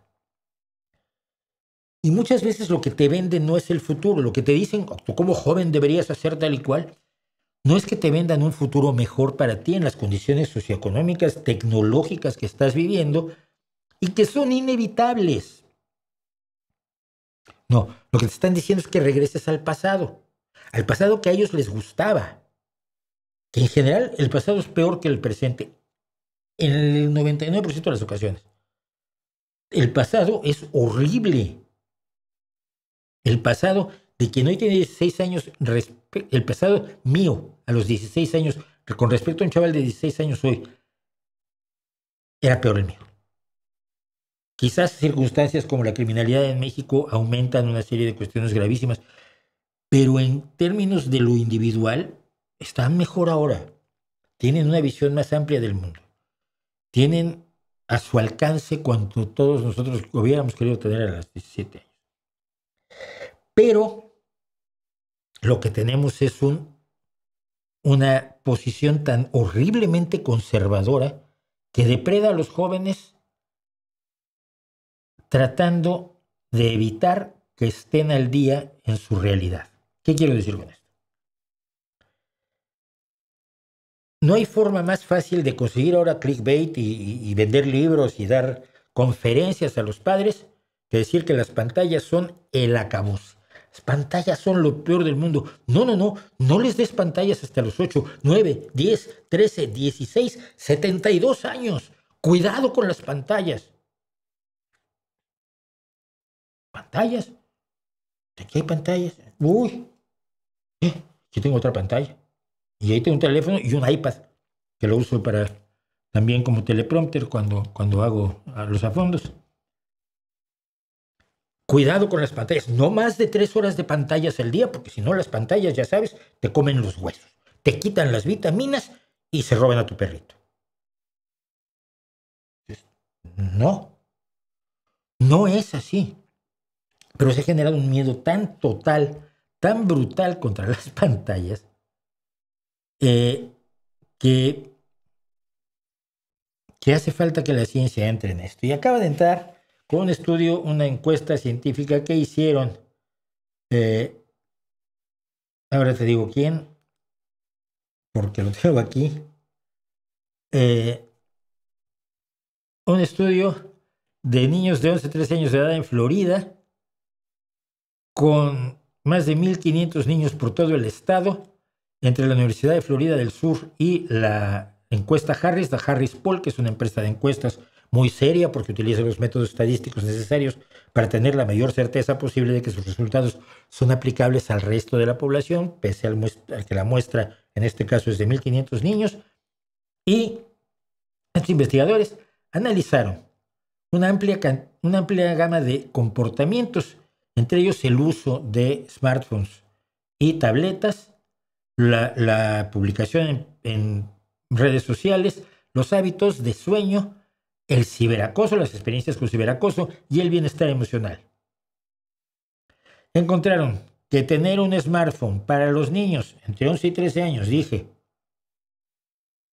en sí mismo no está asociado con una peor salud mental. De hecho, se correlaciona con resultados más positivos. A ver, tienes un elemento que te abre el mundo, que te permite acceder a gente de todo el mundo, que te permite acceder a la información de todo el mundo, a vídeos chistosos de todo el mundo, a información sobre peinados de todo el mundo, que tiene una riqueza enorme de conceptos, de colores, de música, de experiencias visuales, de experiencias auditivas, de posibilidad de aprender idiomas, de posibilidad de autoeducarte, cosa que antes solo se podía lograr yendo a la biblioteca pública. Pues hombre, era de pensarse que una estimulación sensorial cognitiva como la que te da la pantalla del smartphone o la del ordenador o computadora o computador o como le llamen en tu pueblo, pues hombre, iba a revivir tus neuronas, ¿no? Pues no, como son pantallas y como lo nuevo siempre es malo, los cómics iban a acabar con la juventud. No dejes que lean cómics, cuidado con los cómics. Pues vigila muy bien los cómics que leen tus hijos. Luego el rock, no, y con el rock, la decadencia moral de la sociedad. El cine, no, hombre, el cine, pura perversión, porno, porno, porno. ¿Qué más? La televisión, el desastre absoluto, la moralidad por los suelos. Y así, ya lo hemos vivido muchos años para darnos cuenta de que esas exageraciones no llevan a ningún lado. Ahora nadie te dice que los niños no lean cómics. Ahora son respetables. Pero a mí me daban una lata con los cómics. El estudio dice que los niños que tienen sus propios smartphones tuvieron resultados mucho mejores que los niños que no los tenían en casi toda medición de bienestar que se valoró en el estudio. Los niños con smartphones tenían muchas menos probabilidades de informar de síntomas de depresión y ansiedad y tenían más posibilidades de pasar tiempo en persona con sus amigos e informaban sentirse mejores consigo mismos que los niños que no tenían sus propios smartphones. Sí, los chicos están mucho tiempo en el teléfono, sí, en la pantalla, pero muchas veces para quedar con los otros a jugar o a verse o a ir al cine. Sí interactúan con personas, no están interactuando con la pantalla en sí. La pantalla es un medio, no es un fin en sí mismo. A mí ya me pasó como persona mayor, voy con el teléfono en el autobús y una señora que hace falta ser como esta señora, una señora muy mayor, de cabecita blanca como yo, se acerca, me ve y me dice, pero ¿cómo usted también está con el teléfono todo el tiempo? No, señora, no estoy con el teléfono, estoy leyendo un libro. ¿Por qué iba yo leyendo un libro? Porque yo no estaba viendo el teléfono, estaba viendo el libro, o un video, o un correo electrónico del trabajo. Gracias a eso yo, por ejemplo, he podido hacer una traducción de 200 palabras en el segundo piso de la Torre Eiffel. Primera vez que fui a París, recibo un mensaje urgente. Ay, Mauricio, ¿puedes traducir estas 200 palabras? En el teléfono, dije sí. Entonces estábamos en el segundo piso de la Torre Eiffel en París. Compré unas Coca-Colas, hice la traducción y seguí yo mi viaje. Los esfuerzos para limitar el uso de medios digitales entre los niños no parecen estar funcionando, ya que más del 70% de los niños de 11 años encuestados tienen su propio smartphone y muchos de ellos lo obtuvieron desde los 8 años y medio. Y no se han vuelto locos. Y no han salido con un hacha a matar a sus vecinos. Publicar de manera pública en las redes sociales, algo que yo le he recomendado a mi hijo no hacer. Es decir, tienes tus seguidores, escribes para tus seguidores, pero no hacerlo públicamente porque te expone. Se asoció con varios daños. Los niños que publican frecuentemente en plataformas de redes sociales tenían 2 veces más probabilidades que los que no lo hacían nunca o casi nunca de informar de síntomas de depresión moderada o de ansiedad, además de problemas de sueño. ¿Por qué? Por el ciberacoso. Los cibermatones. Es a todos los que conocemos y tenemos alguno aquí, ¿no? Algunos por aquí tenemos que tener. Este es el estudio, por cierto, Life in Media Survey. El problema no es la pantalla, es el acoso. La pantalla es el medio sobre el cual te acosan. Y cuando te acosan y tú eres niño, te jode. En pantalla y en la vida real. Es que ahora nos preocupa el acoso. Porque cuando a mí me tenían frito toda la primaria, un miserable, luego era médico el tío, increíble, que me hizo la vida imposible, a nadie le importaba que hubiera un matón acosándome, hostigándome y burlándose de mí 24 horas al día, 7 días a la semana. Y no necesitaba un smartphone para hacerlo, lo hacía en vivo. Hasta el día en que me cansé, le solté un sopapo y se curó. No sé, era como una... Pero pasaron años para que me atreviera a darle el sopapo. El problema es el ciberacoso. El problema es el acoso, no el medio por el cual se da. Lo que hay que combatir es el acoso, no la pantalla. Es como decir, oye, me pegan cuando voy a la escuela. Pues no vayas a la escuela. Oye, no, es que ese no es el puto problema. El problema es que me pegan. En fin. Incluso la cantidad más pequeña de ciberacoso, como llamarle a otra persona un nombre ofensivo en línea, se asocia con resultados adversos. Sí, y si te lo hacen en vivo también. Nuevamente el problema no es el smartphone. 6 de cada 10 de los encuestados dijeron que enfrentaron una forma de ciberacoso en los últimos 3 meses. Esos niños tenían más probabilidades que otros que no tenían acoso de sentirse deprimidos muchos días el año pasado, enojarse o perder los estribos, y encontraban difícil dejar de usar la tecnología. Todo esto es lógico, todo esto es razonable, todo esto es lo que vemos realmente todos los días en el uso de las pantallas. Para los jóvenes les dicen que no están danzando con Satanás. No lo están haciendo. Son jóvenes. La forma de ser joven ahora pues, es distinta a las formas de ser jóvenes anteriores, por suerte. Pero si ustedes son jóvenes, que yo sé que tengo poco público joven, pero bueno, ahora que Víctor sube mis cosas a TikTok, tengo más público joven. Si ustedes son jóvenes, no hagan caso. Hay muchos adultos que ya se olvidaron de cómo ser jóvenes, de lo que se sentía y de cómo se vivía ser joven.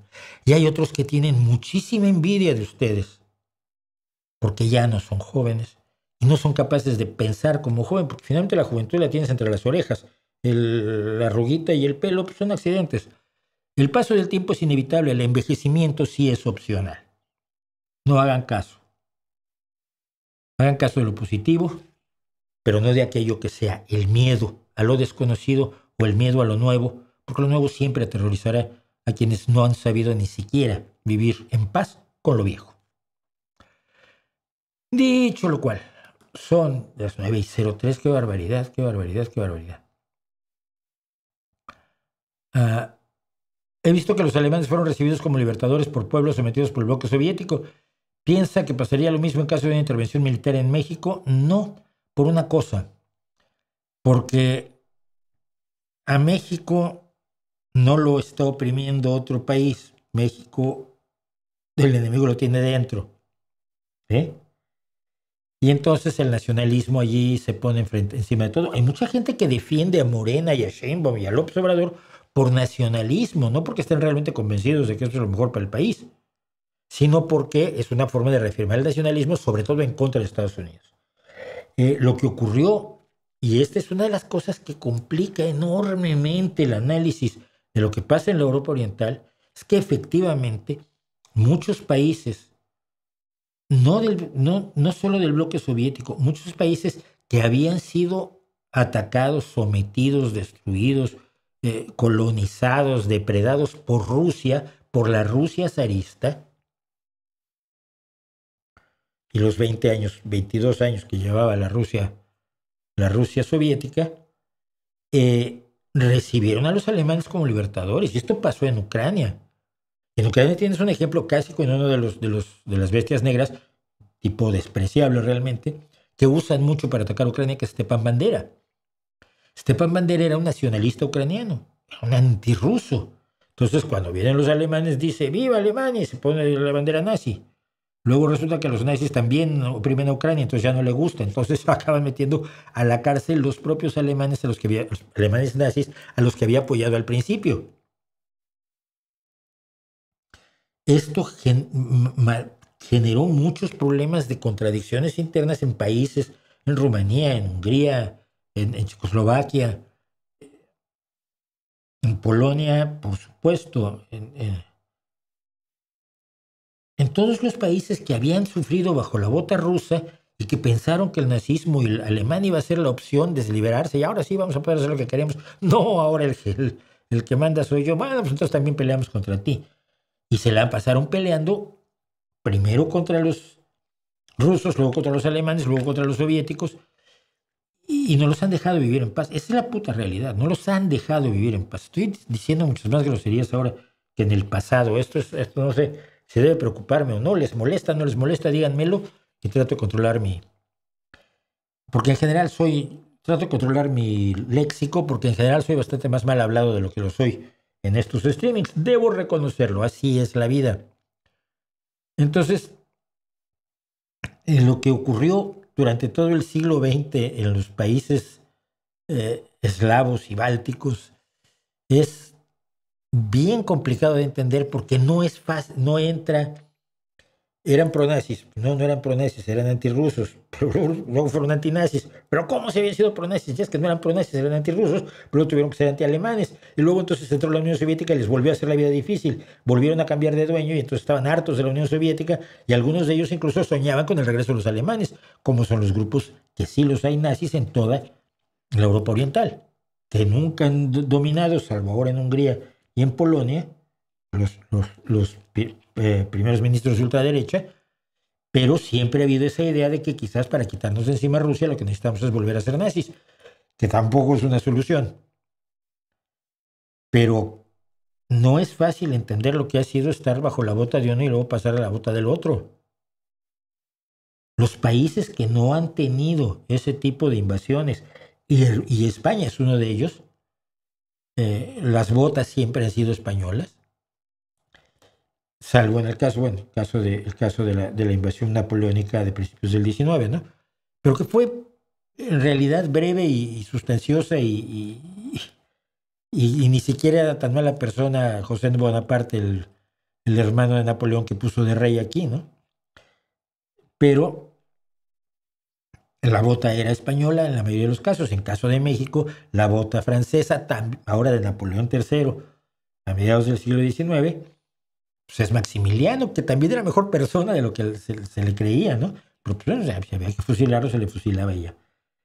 Pero es muy difícil entender para países como los nuestros, que no han tenido esa bota extranjera, la rebambaramba absoluta que es el cambio de fronteras en la Europa Oriental, la Europa Occidental y Oriental, en los últimos 500 años.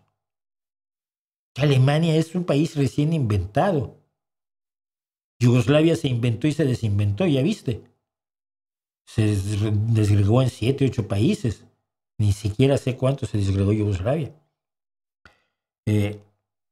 Finlandia tiene cachos que se roba Rusia, que recupera Finlandia, que se roba la Unión Soviética, que entran en guerra. No hay esas fronteras definidas de la España y del México postcolonial, no son comunes en el mundo europeo. En el mundo europeo el imperio austrohúngaro existía a principios del siglo XX, el imperio otomano existía a principios del siglo XX. Eso y vivir esos cambios de frontera, acostarte checo y despertarte ruso y cosas por el estilo, no son fáciles de comprender para quienes pertenecemos a pueblos que no lo han vivido. Que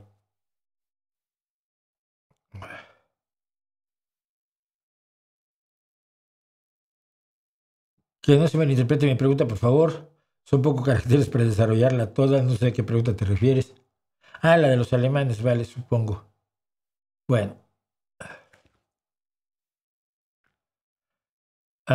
Dice Arturo Friedman que reconocimiento y agradecimiento por tu trabajo. Te recuerdo de la SPCM, del Supremo Presidio de la Ciudad de México. No, la Escuela Secundaria Preparatoria de la Ciudad de México, donde estudiamos el bachillerato. Arturo Friedman, madre mía. Es un privilegio aparecer como tu patrocinador, cosa que hago con todo gusto y admiración. Hombre, me encanta reflexionar con lo que dices y 1000 veces no estoy de acuerdo, pero me encanta. Gracias, Arturo, porque tú eres también un fantasma del pasado. Fíjate que esa época para mí sí fue, insisto, aunque sufríamos mucho y filosofábamos en exceso, teníamos sus crisis existenciales del tamaño del Coliseo Romano, pero mi bachillerato en la Escuela Secundaria Preparatoria de la Ciudad de México me marcó como pocas cosas en la vida y sigo teniendo amigos. Y si te acuerdas, por ejemplo, José Ramón Fernández Peña, el acordeonista de la Estudiantina, ahora vive aquí en Madrid con su marido y hemos estado en contacto y lo sigo queriendo muchísimo. Luis Mochán, el físico que lo he entrevistado para este canal, y así, y Judith Zubieta, la actuaria, que también la veo ocasionalmente aquí en España. Gente que fue importante en tu vida y que sigue siendo parte de tu vida, así hayan pasado 50 años sin vernos. No te pierdas ningún episodio desde el inicio, Brian Jiménez. Llegamos a 245, qué barbaridad.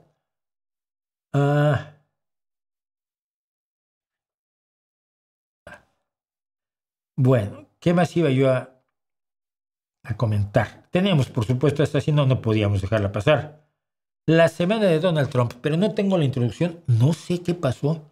Se me borraron cosas, no las encuentro en ningún lado, tampoco están en la papelera de reciclaje. Vamos, que entre las cosas que volaron fue la introducción a la semana de Donald Trump. Si no aparece, haré otra. Pero entre tanto, pues esta es la semana del señor Donald Trump, donde vamos a comentar aquello que deseamos. Primero que nada, se fue a Escocia a inaugurar un campo de golf que hizo con cargo al erario estadounidense. $10 millones costó el viajecito. En el proceso también supuestamente hizo el acuerdo económico con la Unión Europea, del que vamos a hablar después. Pero el punto es es que a mí me alucina. Si Ursula von der Leyen, presidenta de la Comisión Europea, se gasta 10 millones de la Unión Europea para ir a Nueva Zelanda, a un negocio de ella, la estarían despellejando en todos los periódicos. Si Macron, si Lula,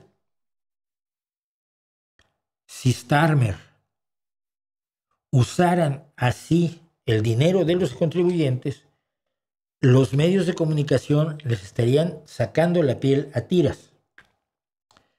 Pero a Donald Trump no. Creo que hemos normalizado tanto la enfermedad mental, el narcisismo, el desprecio a toda forma tradicional de establecer relaciones humanas que sean más o menos amables y sostenibles de Donald Trump, que hemos llegado a lo que usted va a ver ahora. En la inauguración, es que es de loco.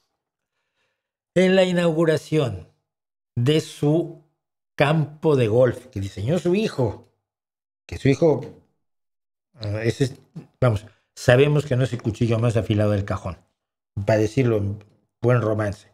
Le faltan varios kilos para ajustar le faltan varias manzanas para ajustar el kilo. Lo encontraron, lo pescaron por millonésima vez haciendo trampa en el golf. Nuevamente, si Sheinbaum, si Boric, si Pedro Sánchez fueran descubiertos haciendo trampas en el golf, no se lo iban a acabar nunca. Vean ustedes esto. Fíjense en el caddy, el de la derecha, el de la... ¿Vieron? El del... Voy a tratar de hacer más grande. Sí. Sí. Ya sale más. Bueno. El caddy que viene atrás, el del chalequito, fíjense ustedes. El del chalequito azul, el del chalequito rojo por detrás. Y ¡plink! Y suelta una pelotita. De cerca. Mete la mano en el bolsillo, ¡pling! Suelta la pelotita y Trump se baja a pegarle a la pelotita.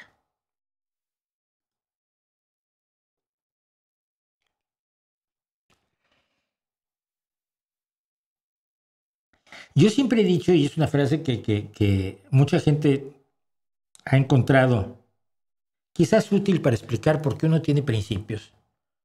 De hecho, que nunca me ha gustado, no envidio ni el poder del usurpador, ni el dinero del ladrón, ni el orgasmo del violador, ¿no? Yo creo que ganar haciendo trampa, sabes que no es ganar. La satisfacción que se deriva de ganar haciendo trampa es una satisfacción bastante pobre, bastante miserable. No es la primera vez que pescan a Donald Trump haciendo trampa en en el, en el golf, pero es de escándalo, es absolutamente de escándalo y lo hemos normalizado tanto que, es que es Donald Trump, pues es normal. Es normal, por ejemplo, que haga trampas en el golf. Yo de verdad no lo puedo creer. Bueno, el fantasma de Epstein, que es el hombre que está, el del pelo entrecano, entre Melania Trump y Ghislaine Maxwell, no se aleja. Después de haber ocultado los archivos, las listas de clientes de Epstein, que ya sabíamos que existían y donde ya sabíamos que estaba Trump, no lo podemos demostrar, pero tenemos una certeza razonable. El hecho real, si usted no lo sabe, bueno, el señor este del pelo entrecano era un traficante de menores de edad, de chicas menores de edad, entre 13, 14, 15, 16 años, que las captaba por medio de la mujer a la que está abrazando, Ghislaine Maxwell, las captaba y luego las tenía dándole servicios sexuales a él y a una serie de amigos muy cercanos suyos, muy buenos amigos, que se beneficiaban pues de las actividades de enganchamiento de Ghislaine Maxwell y de que este señor las tenía, ya fuera en su edificio de Nueva York, en una isla privada que tenía, etcétera, etcétera. Bueno, siempre se ha hablado de que tenía una lista de sus amigos, tenía una lista de a quienes les daba servicio, porque obviamente aquí había dinero. Y esa lista, que se supone que la tenía la justicia estadounidense, pues ya no hay. No, siempre se habló de la lista, hasta hace un par de semanas que dijeron, no, si la lista nunca existió. Le dicen a la fiscal de Estados Unidos, a Pam Bondi, oiga, pero no la tenía usted en su escritorio. ¿Escritorio? ¿Cuál es? Yo nunca he tenido escritorio. Sí, señora, el que tenía usted en su oficina. ¿Oficina? No, hombre, yo nunca he tenido una oficina. No existe la oficina de la fiscal general de los Estados Unidos. Usted está loco. Es más o menos lo que antes quería que la gente crea. Bueno, el señor Epstein fue detenido varias veces y perdonado de maneras muy extrañas. Primero que nada por la administración Bush. Imagínense a cuánto se remonta esto. Finalmente fue detenido y en 2017, cuando se le iba a someter a juicio, pues, en 2017 por ahí, no me acuerdo exactamente la fecha, el señor se suicidó en su celda, o eso dijeron. Hay personas que tienen dudas, hay personas que no tienen dudas y hay personas como yo que no sabemos si hay que tener dudas o no hay que tener dudas. Simplemente informamos de lo que se dice. Y lo que se dice es que se suicidó y que hay personas que no creen que se haya suicidado. La mujer que está a su lado, Ghislaine Maxwell, fue detenida, fue llevada a juicio. Muchas mujeres, hoy mujeres de 25, 30, 35 años, declararon las indignidades a las que fueron sometidas como esclavas sexuales adolescentes y consiguieron que a esta mujer se le impusiera una pena de cárcel de 20 años. De esto hace 2 o 3. Bueno, pues ahora Donald Trump está hablando de la posibilidad de perdonarla.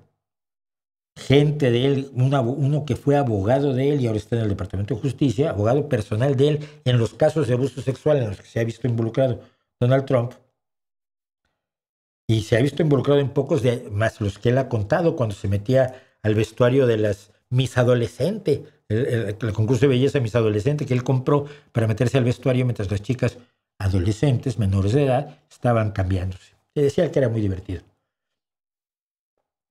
Decíamos, su abogado en casos de abuso sexual ha ido a ver a Ghislaine Maxwell y se ha hablado de que podrían perdonarla. ¿A cambio de qué? De nada, hombre. Es que la pobre, como 20 años. A cambio, evidentemente, de que ella calle hasta la tumba cuanto sepa de Donald Trump. Esto lo ha seguido persiguiendo y lo va a seguir persiguiendo. Lo que es increíble es que la gente de MAGA, la gente que lo ha oído hablar de que él era muy amigo de Epstein, porque además a él le gustaban también las chicas guapas, sobre todo las más jóvenes, que lo han oído hablar de eso, que han oído a testigos del juicio contra Ghislaine Maxwell,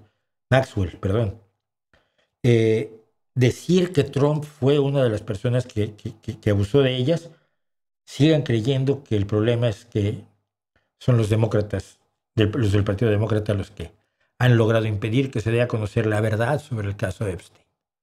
Y por supuesto, si perdona a Ghislaine Maxwell, no, ¿por qué le digo Maxwell? Es Maxwell. Ghislaine Maxwell. Ghislaine Maxwell. Si la perdona, toda posibilidad de conocer la realidad sobre los hechos habrá desaparecido y nuevamente el señor Trump tendrá inmunidad. Y vamos finalmente a esto. Ursula von der Leyen, con una sonrisa más falsa que un dólar anaranjado, con la cara de Rico MacPato, con Donald Trump con una cara que, bueno, con esa cara. Dios mío, el maquillaje de este hombre. Yo he conocido actrices de teatro japonés que usan menos maquillaje. Se están dando la mano porque han acordado un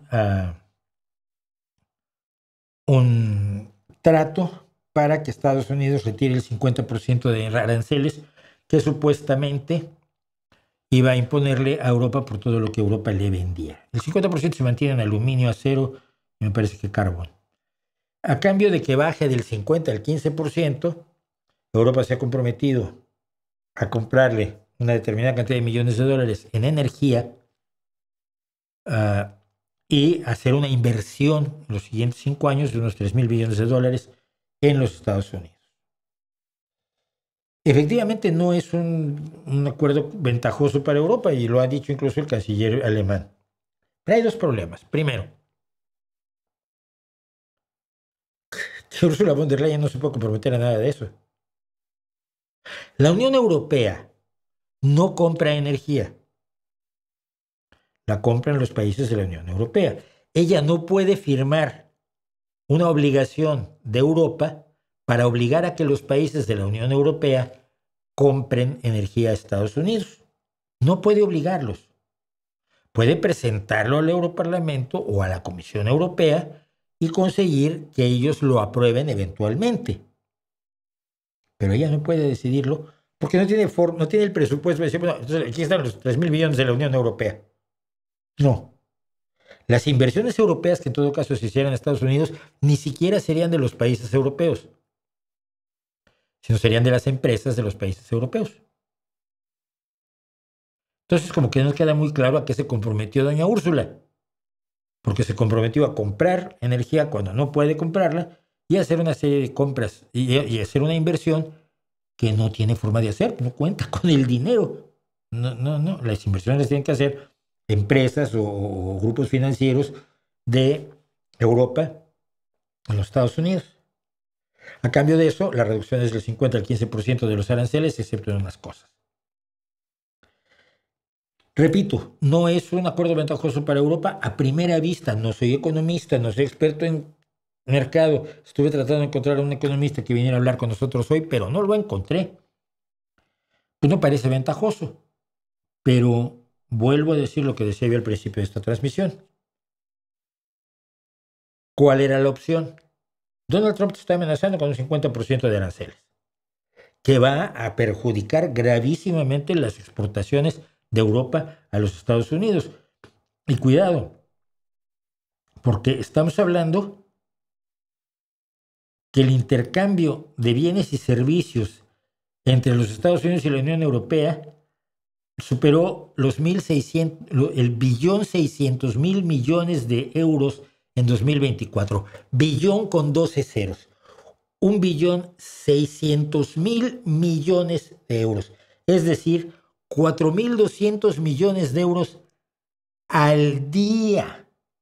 Hoy, 4.200 millones de euros de intercambios entre Estados Unidos y la Unión Europea. Mañana, 4.200 millones de euros más. 4.200 millones de euros es una cantidad que ninguno de nosotros se puede imaginar. ¡Hey! No tenemos idea cómo son 4.200 millones de euros. Ahí entramos en los terrenos de aquella tribu que contaba 1, 2, 3, muchos. A partir de un determinado número, ¿qué? Más de 20.000 euros es mucho. Y sí, El primer ministro francés, François Bayrou, dijo que era un día oscuro para la Unión Europea y el canciller alemán también. Merz dijo que el problema es que esto podría traer mayores tasas de inflación que están afectando a toda Europa, salvo España, por lo malos que somos los socialistas.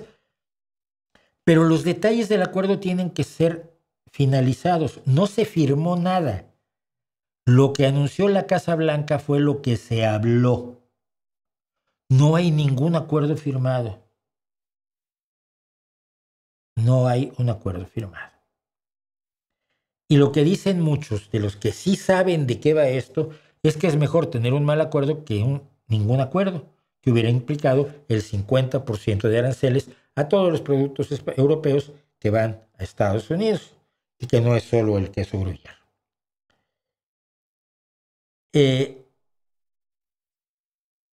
Hay algo muy raro en la sonrisa y en el sí de Ursula von der Leyen, que no es ninguna tonta. Te puede no gustar porque es democristiana, te puede no gustar porque es una mujer económicamente de derecha, socialmente cada vez es más social liberal, pero económicamente es una mujer de derecha. Pero ha quedado verbalmente en un acuerdo que ella no puede cumplir, pero que le da tiempo a la Unión Europea para reaccionar. No hay forma de hacer otro trato con Trump. Y si alguien la tiene, por favor nos lo escribe aquí, que para eso tenemos nuestro chat. ¿Ok? Esa es la realidad. Y por último, y no tengo imagen para ello, pero el día de ayer, finalmente, aparte de que la Agencia Ambiental de Estados Unidos, la Environmental Protection Agency, o EPA, eliminó la oficina de investigación y despidió a miles de empleados hace 2 semanas. Está eliminando su brazo de investigación y desarrollo. Tú sabes, si vas a tratar los problemas del medio ambiente y cómo solucionarlos, no necesitas un grupo de investigación para ello. Lo vas inventando. Luego, en los sitios web de los Estados Unidos, se empezaron a eliminar todos los informes y menciones del cambio climático.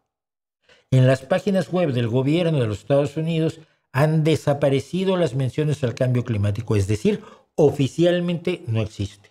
Es como si oficialmente mañana pusieran todos que la Tierra es plana.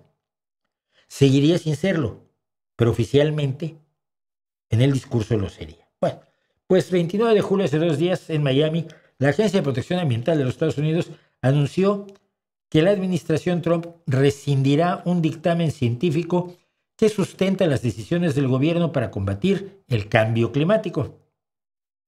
Esto hará que se deroguen todas las reglas, reglamentos, regulaciones y leyes que se han hecho en Estados Unidos sobre los gases de efecto invernadero. Es decir, sigan ustedes, por favor, emitiendo grandes cantidades de gases de efecto invernadero que provocan el cambio climático, porque el cambio climático no existe. Es una mentira de la izquierda, de los demócratas, de los marxistas de Obama. Es que son de locos, etc. El administrador de la EPA, de la Environmental Protection Agency, Agencia de Protección al Medio Ambiente de los Estados Unidos, Lee Zeldin, afirmó que la agencia preparaba una propuesta para revocar el dictamen de peligro 2009 aprobado bajo el primer mandato del expresidente Barack Obama. Este dictamen estableció que 6 gases de efecto invernadero presentes en la atmósfera terrestre, como el dióxido de carbono o el óxido nitroso, emitidos por los motores de combustión de los automóviles, son un peligro para la salud. Pues ahora oficialmente dejan de serlo. Es una locura dentro de Estados Unidos, por supuesto, siendo que son los países que más contamina, no tanto como China, pero es uno de los países que más contamina, pero por otra causa. Y es que la negación del cambio climático, como otras negaciones conspiranoicas, la comparten todos los grupos de la ultraderecha internacional. Y por lo tanto, una vez que la Agencia de Protección Ambiental de los Estados Unidos decreta la inexistencia del cambio climático, lo que tiene usted es a toda la derecha, Abascal, Le Pen, Wilders, Orbán, listos para que al momento que tengan poder, y no necesitan ganar todo el poder, les basta ser socios de gobierno como Abascal con Feijóo, si hubiera una desgracia en este país, van a decretar que el cambio climático no existe y todo esfuerzo por controlar el cambio climático se irá a la basura. Y a estos calores del verano, como dijo ayer una de las comediantes que más me gusta, Leslie Leidick, a estos calores horrorosos que estamos viviendo en verano actualmente, vuestros hijos dentro de 20 años le llamarán invierno. La ciencia se deroga por decreto del señor que hace trampas al golf. Bueno, ¿qué habría pasado con la Unión Soviética si no hubiera ocurrido, hablemos bien, la disolución en 1991? Pues no lo sé. ¿Algún comentario acerca de una novela que no he leído? Pues no. Ya me preguntaron de Uribe.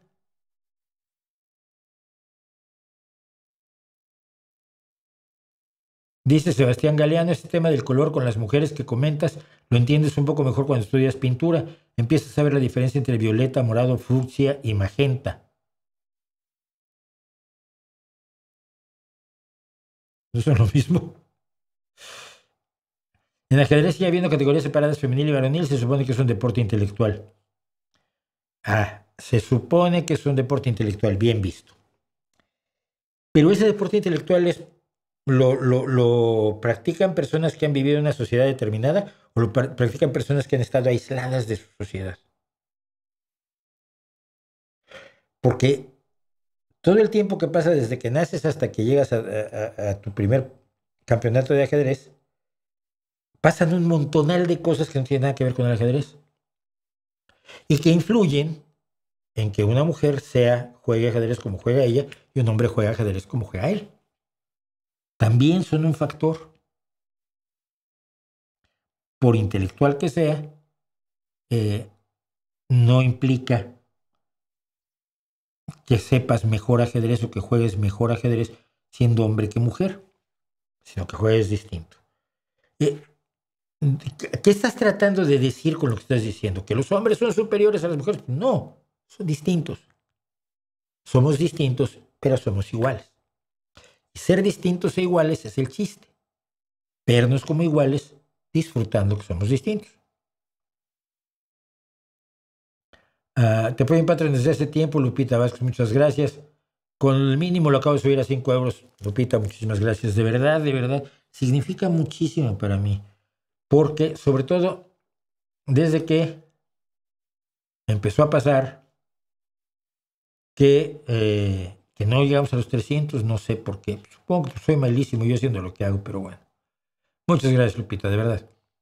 En Facebook leí a alguien decir que en toda la historia del arte no se han visto artistas en la guerra. Lo que me recordó a Autodix, hay muchos artistas en la guerra. No sé si estás hablando de pintores, pero yo conozco por lo menos a 2. No, es absurdo. Dice Alfredo Villalba, extrañaré que nos leas en los comentarios comunes, al paso que vas, pronto tendrás muchos seguidores y estarás cotizada. Nah, no va a pasar. Llevamos 200, este es el 245.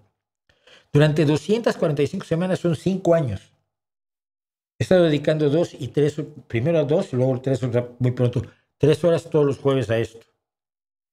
Y no, si no ha pasado hasta ahora, yo veo muy difícil que pase. Pero ojalá. Y aún así seguiré atendiendo a la gente como debe y merece. ¿Cuáles crees que sean las razones por las que no hay tantos hombres haciendo activismo feminista? ¿Crees que sea por misoginia o menosprecio a la mujer? No creo que ese en plan de no es asunto mío. Y ahí sí es cierto que no se le ha explicado, quizás debidamente, a la mayoría de la gente por qué el feminismo es asunto de ellos. Pero es como en los movimientos en contra del racismo en Estados Unidos, los blancos no participaban mucho porque no era asunto de ellos, no tenían nada en contra de los negros, estaban en la teoría, pues, en la parte subjetiva, de acuerdo con la igualdad de derechos y demás, pero pues, la lucha no era suya. Pasa lo mismo también con los altersexuales.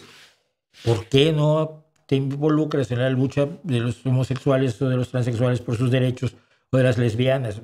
Porque no es asunto mío. O porque no lo veo como asunto mío, porque siguen siendo ellos y yo. Por eso escribí el artículo en mi Substack, que les sigo recomendando que visiten mi Substack, el artículo de por qué celebro el orgullo. Yo celebro el orgullo. ¿Eres heterosexual? Sí, vamos, no afortunadamente, simplemente es un hecho. Soy intensamente heterosexual. Cisetero, como dicen ahora. A usted lo dicen como para insultarte. Eres cisetero. Sí, ¿qué le vas a decir? Le contestó, a tu mamá le gusta mucho. No, eso no se hace, Mauricio. Pero darme cuenta de que si a esa gente se le persigue, mi sociedad y yo perdemos. Que si las mujeres no tienen derechos plenos y una consideración social plena, mi sociedad y yo perdemos. Que no puedes tener una sociedad libre mientras tengas un grupo humano esclavizado, de una u otra manera.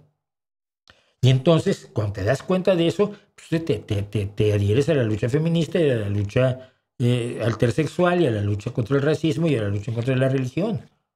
Porque todo es parte de lo mismo, ¿no? La liberación de una serie de pautas que no deberían existir y que no tienen razón de existir. ¿Qué opinas sobre las ideas y posturas de Santiago Hermosilla? Los nazboles en general no me gustan, fíjate.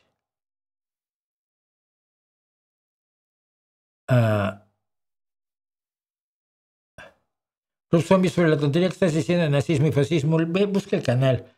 Tengo un vídeo completo explicándote por qué, cuál es la historia de Mussolini con el fascismo y cómo llegó a llamarse socialista el Partido Nacional Socialista de los Trabajadores, que fue una pelea interesante entre el fundador del partido, Anton Drexler, y Adolf Hitler. Nunca fueron socialistas, nunca fueron de izquierda, ni mucho menos. Quienes dicen eso son fascistas que no quieren que se note que son de derecha.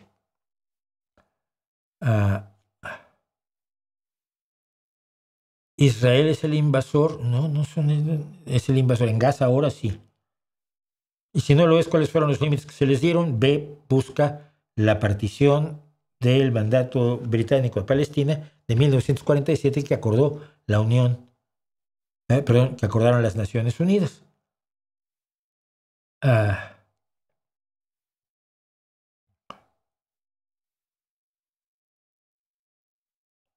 El otro día vi que Londres era ya una de las ciudades con más cámaras de vigilancia del mundo. ¿Por qué se critica a China por cosas que todos los países repiten cuando sus tecnologías se los permiten? No, es que no es lo mismo. Es que las cámaras de vigilancia que existen, por ejemplo, en Europa, aquí hay muchas, en España hay muchas, su contenido está debidamente regulado por las leyes. Tienen cuánto tiempo pueden conservar las grabaciones y cómo se deben deshacer de las grabaciones. Hay una ley de protección de datos absolutamente integral y exhaustiva que se debatió en el Congreso de los Diputados, que se aprobó y que permite que las dependencias te graben en la calle, pero impide que hagan mal uso de esas grabaciones. Eso no pasa en China. En China el gobierno decide qué cámaras pone y para qué, especialmente con sistemas de reconocimiento facial. ¿Ok? Es decir, te identifican exactamente dónde estás a cada momento de tu vida. No es lo mismo. Que haya cámaras es distinto a cómo se usan esas cámaras y no es equiparable. Cómo se usan esas cámaras en democracias donde hay un cuerpo legislativo, leyes y posibilidad de actuar en contra de aquellos que hagan mal uso de las grabaciones de las cámaras y una dictadura absoluta. Es que no puedes hacer paralelismos así. Bueno.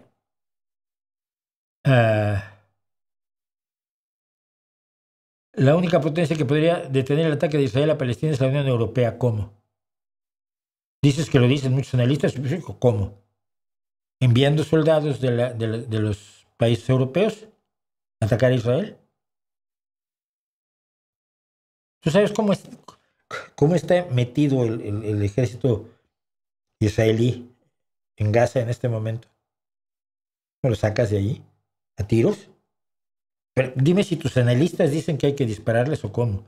Yo creo que lo que hay que hacer es presión diplomática, incrementar la presión diplomática. Sigo sintiendo que Europa ha sido demasiado tibia, que tiene sus razones, que tiene su explicación de por qué actúa como actúa con el respecto a Israel, pero que es hora de abandonarlas. Y les expliqué aquí, la gente se enojó porque pensó que eran mis justificaciones. No, te estoy contando por qué las cosas son como son. Si no te gusta, cámbialas. Pero son así.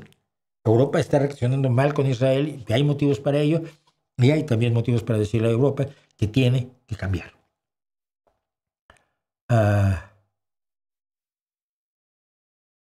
Si lees a Jalife ya estamos...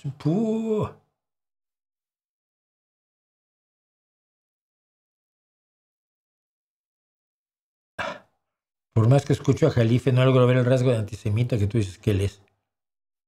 Es que él dice que no es antisemita porque él también es semita, porque es de origen libanés, porque habla una lengua semítica, no porque sea racialmente semita, porque las razas no existen. Lo que él dice es que los judíos en realidad son házaros. Son otra teoría de la conspiración buenísima. Y a ellos los desprecia, a los judíos. Es judeófobo. Y los judeófobos muchas veces, sobre todo cuando son de países con lenguas semíticas, de raíz semítica, se protegen diciendo: yo soy semita, yo no soy antisemita, solo odio a los judíos. Ah, pues mira qué bien. Eso es jugar con el lenguaje de una manera tan vasta y tan vil. Pero bueno, ya veo que tus fuentes son las que son. Ailín Calani, entonces lo siguiente que te voy a pedir es que empieces a usar tu nombre o vas a acabar muy baneado o baneada de aquí. ¿Crees que aún se pueden crear nuevas corrientes musicales o acaso el sonido ya no puede evolucionar? Yo creo que constantemente hay nuevas corrientes musicales. El que se hagan populares o no es otra cosa, pero sí, la música no se detiene. La música no se detiene. Para nada.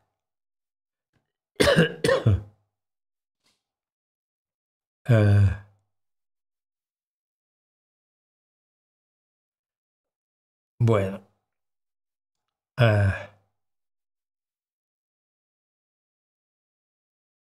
Bueno, sí, las guardias de los médicos siempre han sido brutales y deberían cambiarse.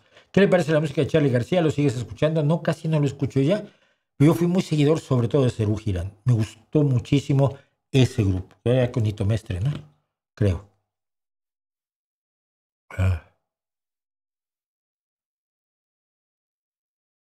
Sí, me dice Sebastián Galeano, me da risa al escuchar a mis contemporáneos de 40 hablar pestes de los jóvenes de hoy en día, como el sketch de Lelutier. Es alucinante. ¿Qué opinas de un estudio actual? No sé cuál estudio es. Pásame el estudio y te puedo dar mi opinión. Porque así, por lo que dices tú, es el nuevo, no veas la tele tan cerca que te vas a quedar ciego. Sí, por supuesto.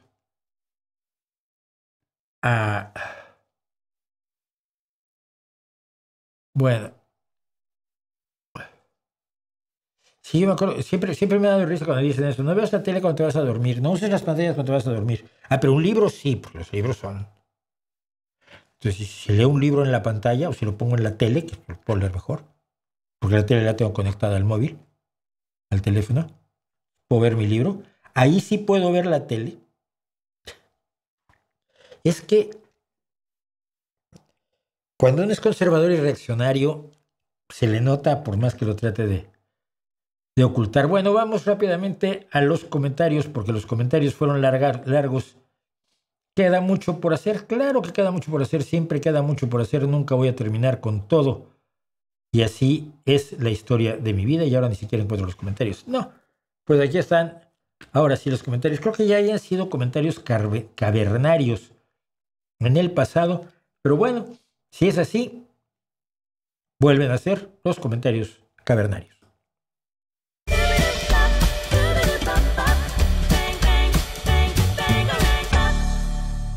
Ay, bueno. Vamos a empezar rápidamente con los comentarios que nos dicen. La Camilo dice: no conocía ni la pintura ni había escuchado nunca el nombre del autor. Brutal, qué chévere, lo buscaré. por el autor, creo que habla de este hombre. Vasily Pukirev, el campesino pintor. Hay toda una galería nocturna dedicada a él. Es uno de los grandes descubrimientos que hice yo en los últimos años de pintores maravillosos. Él fue el que pintó de una manera descarnada, tierna y profunda la realidad de la Rusia zarista. Es ese hombre que está abajo a la izquierda con su barbita y el bracito así que siempre quedaba muy guapo. Vasily Pukirev, el campesino pintor. Te recomiendo que busques esa galería nocturna. Tengo ahí algunas de las mejores pinturas de Vasily Pukirev. Esta en particular es un fragmento, la que se ve allí, es un fragmento de una pintura donde van a cobrarle los impuestos a un campesino ruso, y los impuestos son quitarle su vaca. Y nada más con eso ya te tiene roto Vasily Pukirev, y está pintado con una enorme capacidad pictórica. Sí, tiene técnica, tiene mucha técnica, pero una dulzura hacia las víctimas, como en el caso de la mujer del matrimonio arreglado, que vale muchísimo la pena. Pintorazo. Valentín C6O dice: ups, lo dejaban hablar los más bestias priistas. Pues qué decía, a Buendía lo mataron, a Scherer lo corrieron de Excelsior y casi lo madré el tal Tigre Azcárraga. Y usted es periodista u opinólogo. Como ven, lo tenía yo muy contento. ¿Por qué dije que era menos censor el PRI que Morena?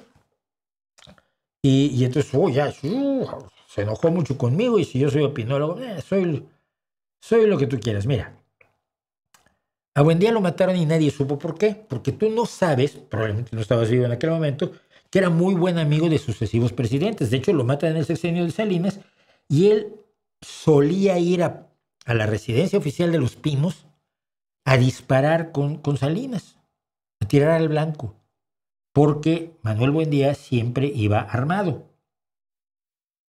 Bueno, eso no lo sabías. A Buendía lo mataron y nadie supo por qué, pero era buen amigo de todos los presidentes. Scherer dejó Excelsior después del golpe de Estado que le organizó Echeverría, por supuesto. Fundó Proceso, y Proceso actuó y publicó libremente. De hecho, fue uno de los elementos básicos de la lucha en pro de la democracia que llevamos en la izquierda en México. Muchos de los que ahora están en contra de la democracia y la libre expresión dentro de Morena.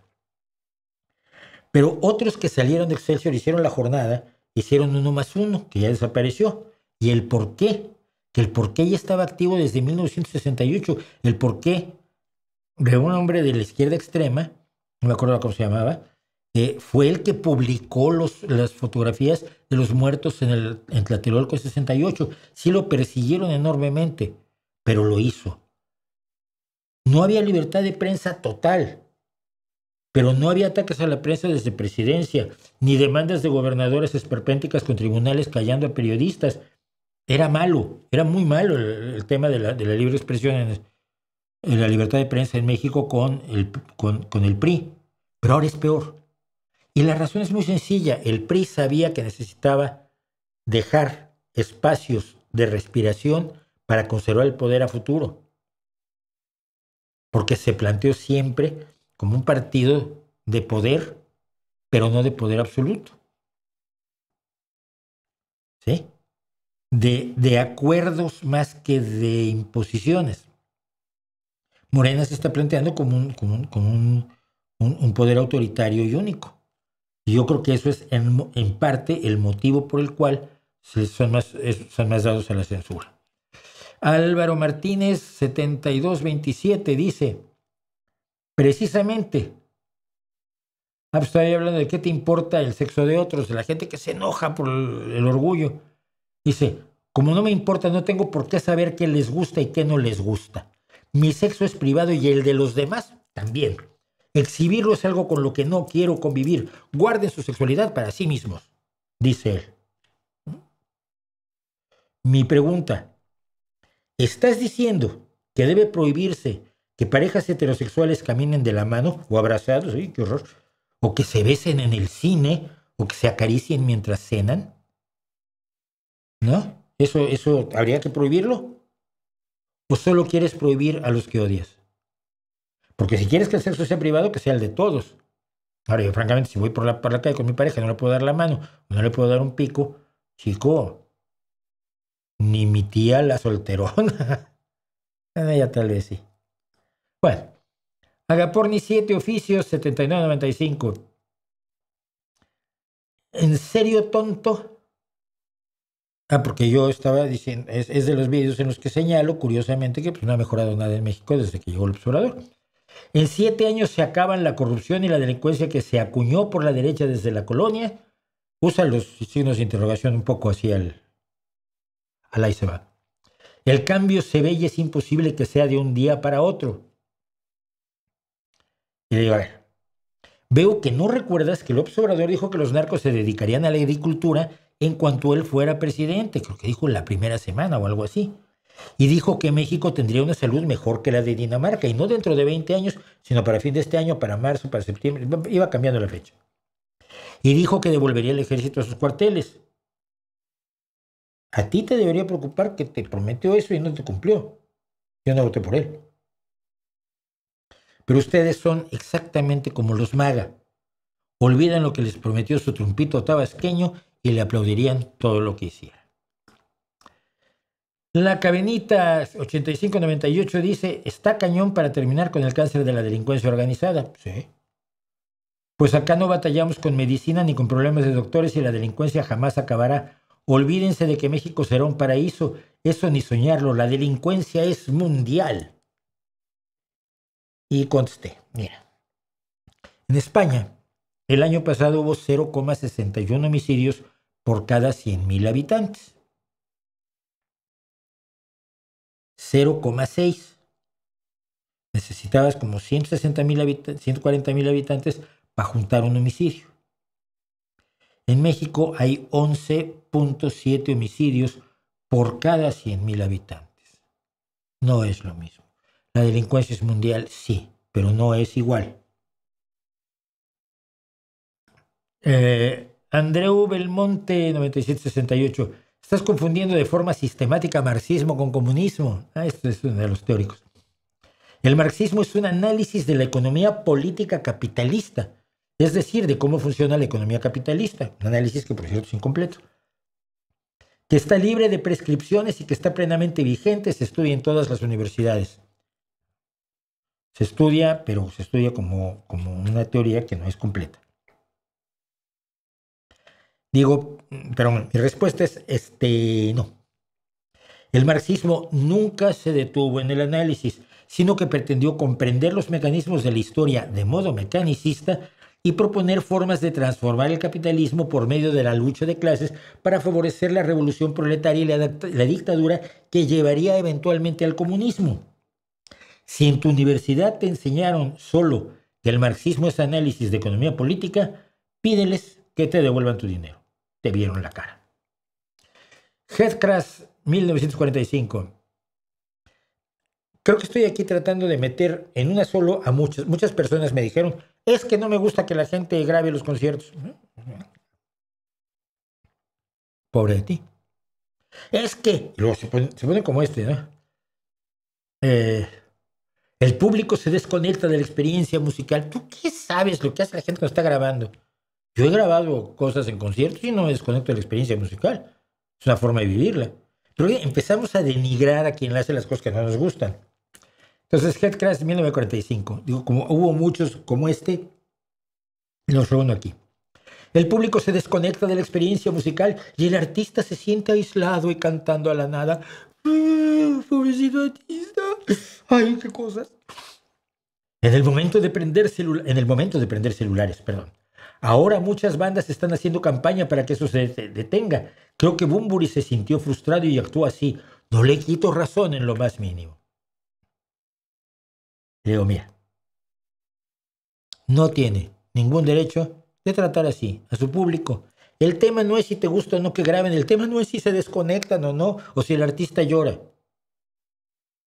Si prohíbe los teléfonos, si lo pone como requisito en la entradita que compras donde te dicen todo lo que no puedes hacer y todo lo que sí puedes hacer, que es un contrato que tú aceptas al momento de adquirir la entrada, y lo pone como requisito para el privilegio inexplicable de oír sus mugidos, porque no sé por qué, pero siempre canta así. No sé por qué tiene que empezar pujando siempre, Bunbury, pero así canta. Pero a medio concierto, habiendo dejado, la gente vio y dijo, no me prohíben usar mi móvil, ay, qué bien, voy a grabar el concierto. Nadie le puso reglas, nadie le dijo que no lo podía hacer. Lo está haciendo a medio concierto y el que está allí lo empieza a humillar. Ni de broma. Ni de broma. Sí, ya sé que hay algunos que no te permiten grabar, pues no grabas y ya. Tú decides cuando compras la entrada si vas a grabar, si estás de acuerdo o no estás de acuerdo con las reglas que te pusieron. Lo que no se vale es cambiar las reglas a la mitad del concierto para humillar a quien te mantiene. Y luego hay otra anécdota, hay otro de estos comentarios. Este es tonto, nada más, pero...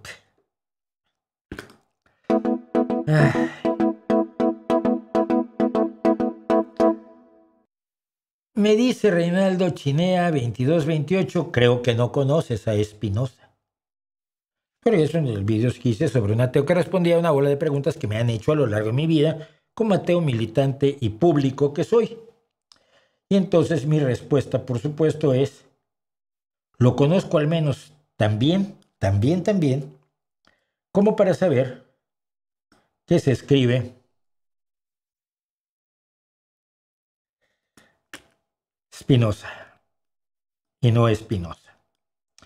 Spinoza es un filósofo que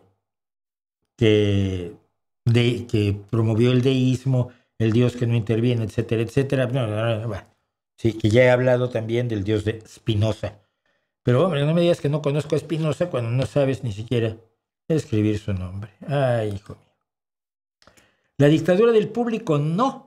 Me dice uno así como, Es gente que te empieza a hablar entre paréntesis. ¿Qué pasa? ¿Qué?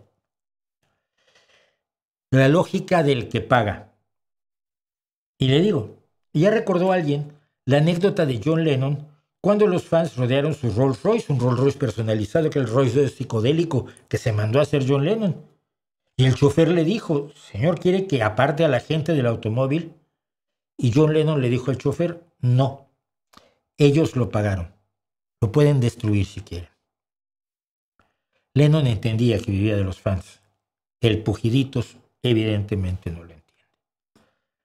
Jesús Ratza. Es muy fácil decir que se está de acuerdo con la eutanasia cuando no es uno el que ha de incrementar la dosis de morfina para inducir el paro cardíaco o quien ha de desconectar la máquina de soporte artificial que mantiene las funciones vitales del paciente.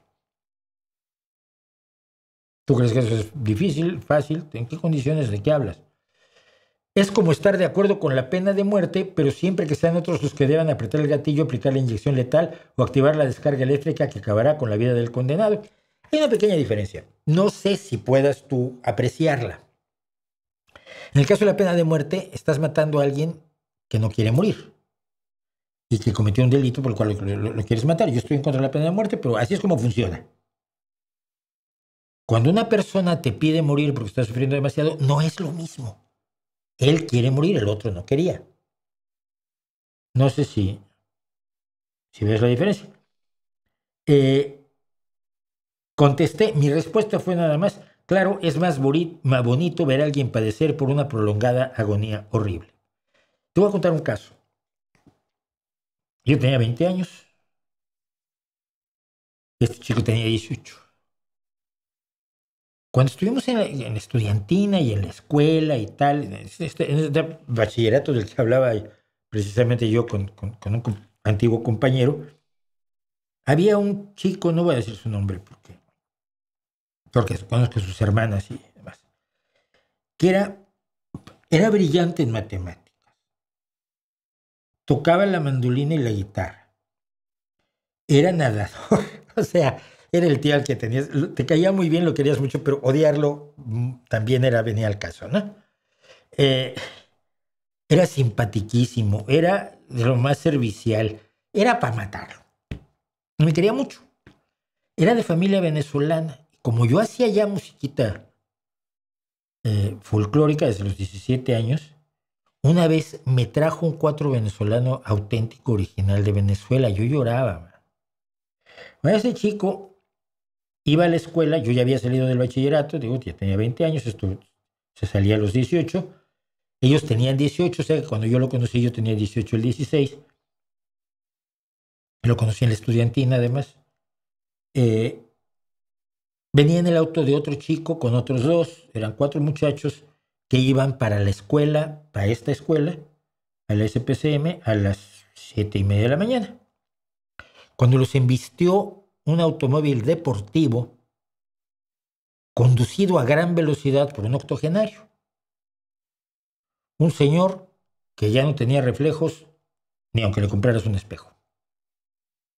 Que al ver que había reventado un coche con 4 adolescentes en el interior, sacó los papeles de su coche, la documentación de su auto, y se pintó de colores mientras estos niños agonizaban.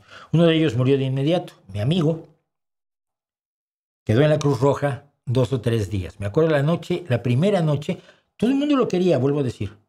La primera noche que estuvo allí, como 50, 60 personas de la escuela, jóvenes, 50, 60 compañeros de la escuela, se quedaron a dormir en la sala de espera de la Cruz Roja de Ejército Nacional para tener noticias, para estar cerca de él. Era muy querido. Obviamente al paso de los días, bueno, menos gente va y demás. Yo conocí a su familia, conocí a su padre, que era un investigador conocido, conocí a sus hermanas, era muy amigo de sus hermanas, sobre todo de una de sus hermanas, hasta la fecha, hace pocos años la vi aquí en Madrid, y era gente del exilio español, por supuesto. Y entonces, bueno, un día ya solo quedábamos 2 de nosotros, de los mayores, porque los jóvenes tenían que volver a la escuela. Era como la 1 de la tarde, cuando salió el padre y nos dijo: mi hijo acaba de morir, Mauricio, por favor, ve y trae a sus hermanas. Y yo en mi pequeño automóvil fui y recogí a las hermanas y tuve yo que informarles que su hermano había fallecido. Pocos días después nos enteramos que el padre, este científico brillante, era el que había hablado con el médico y él personalmente había desconectado a su hijo porque con la excelente condición física que tenía, podía haberse quedado ahí años destrozándole la vida a su familia, cosa que sé que él nunca hubiera querido hacer. Entonces el padre lo desconectó. Espero que eso sea una educación para Jesús Ratza y para cualquiera que lo quiera oír. Paco Mabús, 2786, me suena más a cortina de humo para taparlo de la mesa. Ah, lo del Chicharito, como comenté las tonterías que dijo el Chicharito, y dice, me suena más a cortina de humo para taparlo de la maestra asesinada por los narcos. Como si lo que dijera el Chicharito cambiará el mundo. La gente es demasiado estúpida para darle importancia a lo que él diga. Y en México, y en muchos lugares, pero en México sí veo mucha tendencia a que todo es una cortina de humo para otra cosa. Entonces es una cortina de humo para tapar la cortina de humo, para tapar la cortina de humo, para tapar. Lo cual además atribuye capacidades al poder que van mucho más allá de las que tiene. O sea, lo de la cortina de humo tiene mucho de conspiranoia. Y entonces yo le contesto a Paco. Sí, mira, la presidenta adivina, se preocupó muchísimo por lo que tú ibas a decir sobre la maestra. No como en el resto de los 80 asesinatos al día que se le resbalan. Entonces llamó al Chicharito y le dijo, mira, Chicharito, dentro de 5 días van a matar a una maestra, así que protégeme diciendo una pendejada hoy. Y el Chicharito la dijo, y entonces todos los medios, incluido yo, comandados por Claudia, hablamos del tema para no hablar de la profesora y de su asesinato que se cometió días después. De hecho, un día después de que hice el streaming, el viernes pasado, o sea, un día después del jueves pasado, comentando el tema del Chicharito. El Chicharito la cagó el lunes, mi streaming fue el jueves, la tragedia de la maestra salió el viernes. Bájale con las cortinas de humo. Y dice el violado, Dios mío, 1848, las empresas privadas también censuran. YouTube es el ejemplo. Digo, no, las empresas no pueden censurar. Esa es una atribución solamente del gobierno. Las empresas pueden no difundir tus afirmaciones, pero están en su derecho. Nadie tiene la obligación de escucharte ni de hacerse eco de lo que tú digas, pero tú mantienes el derecho de decir lo que se te dé la gana en la calle. La gente no entiende lo que es la censura, y lo voy a volver a explicar. Tú tienes el derecho a expresarte libremente. Eso no implica ni la obligación de otro de oírte, ni la obligación del otro de difundir lo que tú dices. Por eso yo borro cosas, mucho. Yo borro comentarios en este canal. Porque yo no tengo, tú tienes el derecho a hablar en tu canal, pero en el mío no tengo ninguna obligación de difundir las tonterías que dices sobre raza, sobre mujeres, sobre la izquierda, sobre la derecha, sobre tu religión, tu absoluta convicción de que hablas con Dios todos los días por la mañana y te contesta, que es lo difícil de ese acto. La censura es coartar tu derecho a la libre expresión mediante los instrumentos del poder. Cerrarte un canal de YouTube no es censurarte, es poner en acción una cláusula de un contrato que tú firmaste. Porque si no lo firmas no tienes canal en YouTube, ¿sabes? Entonces, no tiene nadie obligación de hacerse eco. Tú no puedes escribir un artículo y exigir que el New York Times te lo publique sobre pretexto de tu libre expresión o de la libertad de prensa incluso. Porque las empresas tienen sus reglas, su manera de hacer las cosas. Puedes estar en desacuerdo con ellas, yo muchas veces lo estoy. Pero no te censuran cuando no te hacen caso. Cuando yo te borro tus comentarios no te estoy censurando. Estoy ejerciendo mi derecho a no difundir cosas con las que no estoy de acuerdo. Tienes tu derecho a seguir hablando en la calle, de hacerlo en tu canal. Tienes derecho a gritarlo a los cielos y tienes derecho a decírselo a tu mamá, que creo que sí tiene la obligación de aguantarte. Cesrlibel, no, como sean así, Cesrlibel 396. La paradoja está en que por tales argumentos sobre el maltrato animal en granjas, por tales argumentos veganos, vegetarianos, la industria haya tenido que ajustar y disminuir el maltrato animal en las granjas. Por ese lado es absolutamente positivo, jeje. Sí, en cierta medida sí, pero no lo sé. Los argumentos contra el maltrato animal se pueden defender perfectamente sin ser vegetariano ni vegano. Yo he defendido los derechos. Hombre, no puedes golpear, no puedes hacer maltratar, hacer sufrir a un animal. Y aunque yo coma carne y quiero que mi carne provenga de una crianza y de una matanza que no sean onerosas para el animal. Tan onerosas como sería si lo tuviera yo que cazar, por ejemplo, ¿no? O tan onerosas como sería si lo pilla un depredador. Bueno, eso es una muerte horrible. Pero yo defiendo el derecho de los animales a no ser maltratados y no necesito ser vegetariano ni vegano. Digo, simplemente desde un punto de vista de los avances moral, simplemente hacerlo desde un punto de vista de los avances morales de la sociedad en todos los terrenos. Y quedan 3 todavía.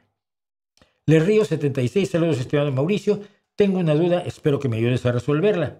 ¿Es verdad que para ser atea necesito estudiar mucho? Me lo ha dicho mi hermano, que es un fanático religioso, el cual presume de ser más inteligente que yo y que jamás le ganaría un debate. Los debates no se ganan con inteligencia, se ganan con retórica. Me encanta tu contenido, gracias. Y le contesto yo, no. Para ser ateo basta no creer en ningún Dios. El ateísmo es el carecer de una creencia sobrenatural. Nada más. No necesitas ni leer mucho, ni ser muy listo, ni nada. Simplemente necesitas ver la propuesta de Dios y decir, no creo. Y punto.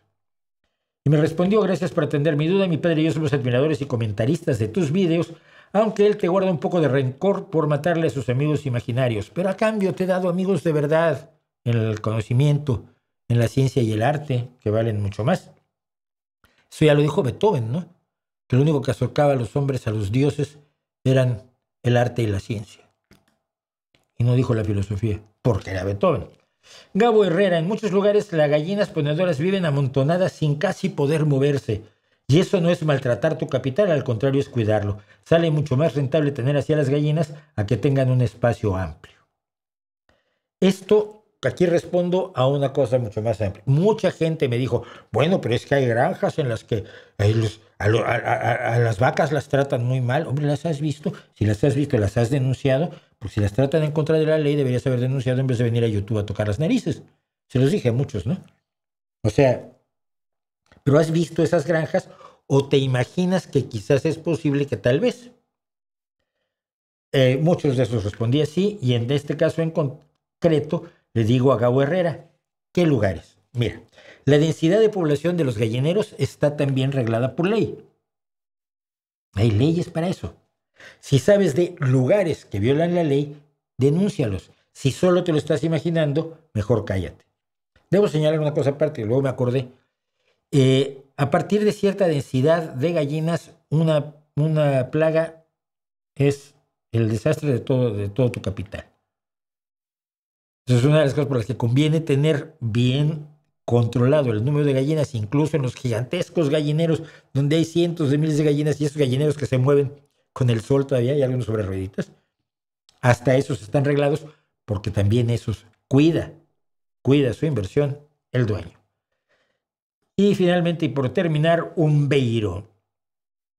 Luego me enteré que tiene por ahí un nombre, pero no da su cara. Me gusta mucho escucharle, pero terminar animando a pensar por uno mismo, luciendo en la solapa el pin de uno de los mayores negocios activos a nivel global, pues no le deja en muy buen lugar. Estando de acuerdo con mucho de lo que dice, no está usted exento, creo que exento de sesgo y quizá tampoco de patrocinadores. No tengo patrocinadores. Esto último lo dejo en el ámbito de la duda más razonable. No, eso se le estás dejando en el terreno de la insidia. Y entonces, le digo yo, el pin que suelo traer en los fondos es el pin de la Agenda para el Desarrollo Sostenible. Creo que todos los puntos de la Agenda para el Desarrollo Sostenible son deseables, son buenos para la humanidad y deberíamos tratar de cumplirlos. Milito completamente en eso, y no porque me paguen, porque soy buena persona y tengo principios. Entonces le contesto, dime por qué los objetivos de desarrollo sostenible son un negocio. Y de preferencia dímelo poniendo tu cara, que la cobardía siempre es poco elegante. Siempre es poco elegante. En fin.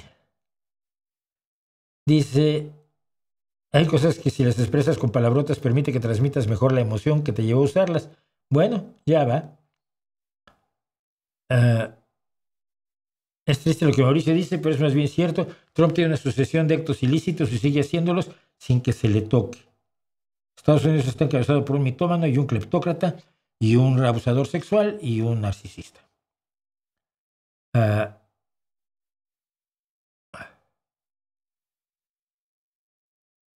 Dice Cerebros desde Orlando, muchos medios están pagados y otros le tienen miedo. Es que los está controlando. Lo de Stephen Colbert es preocupante, ¿no? Pero el que hayan despedido a Stephen Colbert, que yo insisto, yo lo sigo viendo todas las noches ahora, pero y hace años veo a Stephen Colbert. Es una buena forma de informarse porque te pasa los datos con humor, pero nunca lo he pillado distorsionando datos.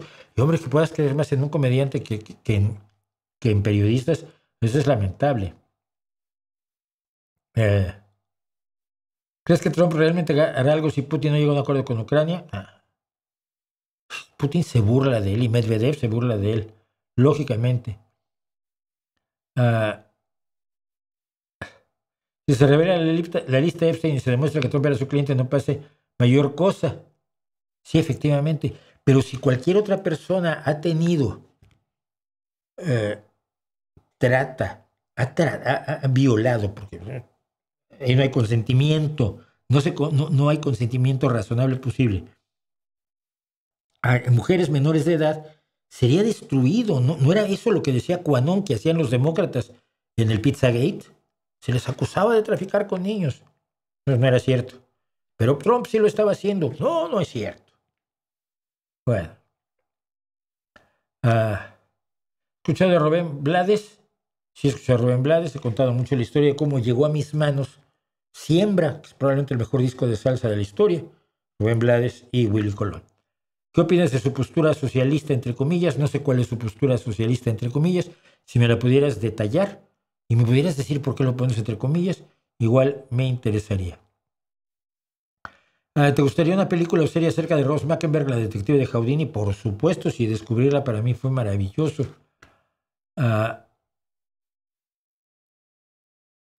¿Qué tal estás, Mauricio? Pregunta Pedro. Bien.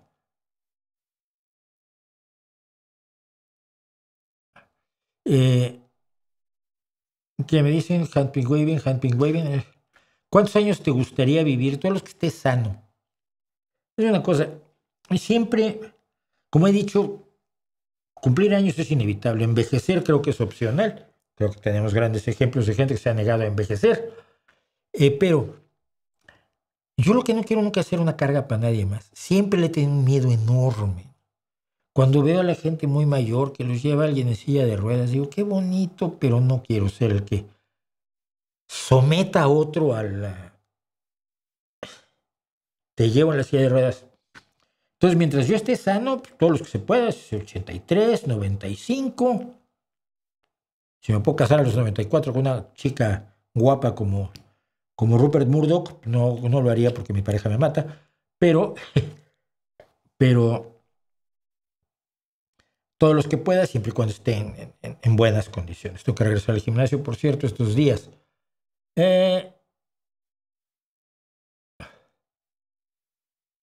Gran abrazo, me manda Juan José. Cubría, mira nada más, cubría. Escritor y académico de la ciencia ficción, interesante. No veré la Leagues Cup de las Chivas. No los voy a ver porque no los ponen por aquí. Pero actualmente estoy viendo el baloncesto femenil. Ayer ganaron las Fever y sin Caitlin Clark. Soy el tío más feliz. Están jugando. Ver el baloncesto femenino ahora es una maravilla. Y, por supuesto, viene el Eurobásquet el 14 de agosto. España va con una excelente selección. Estuvo muy bien en las eliminatorias. Tenemos un problema con Serbia. Serbia ha dicho que cuenta con Jokic. Yo esperaba que Jokic se fuera a correr sus caballitos y nos dejara en paz en el Eurobásquet. ¿A qué quiere Serbia a Jokic? Muy grandote, come mucho. Vamos a tener el problema. No, creo que ya está el calendario. No sé si nos toca en el grupo de Serbia, pero bueno, es muy molesto eso.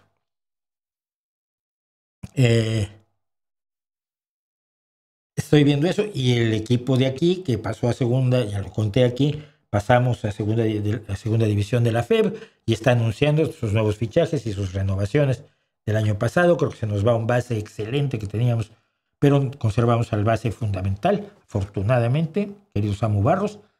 Y nada, yo estoy ahora más metido en el baloncesto que en otra cosa, sobre todo habiendo terminado la Copa de Clubes. ¿Por qué los comunistas odian a von der Leyen? Porque supongo que es una mujer demócrata cristiana, ¿no? Los comunistas odian mucho. Si todo lo que gastan en odiar a los ricos y a los de la derecha lo invirtieran en querer a los pobres y en querer que la izquierda gane, aunque sea poco a poco, iríamos mejor, pero ellos son incapaces. Tu nombre es conjunto, Mauricio José, ¿cómo lo lees?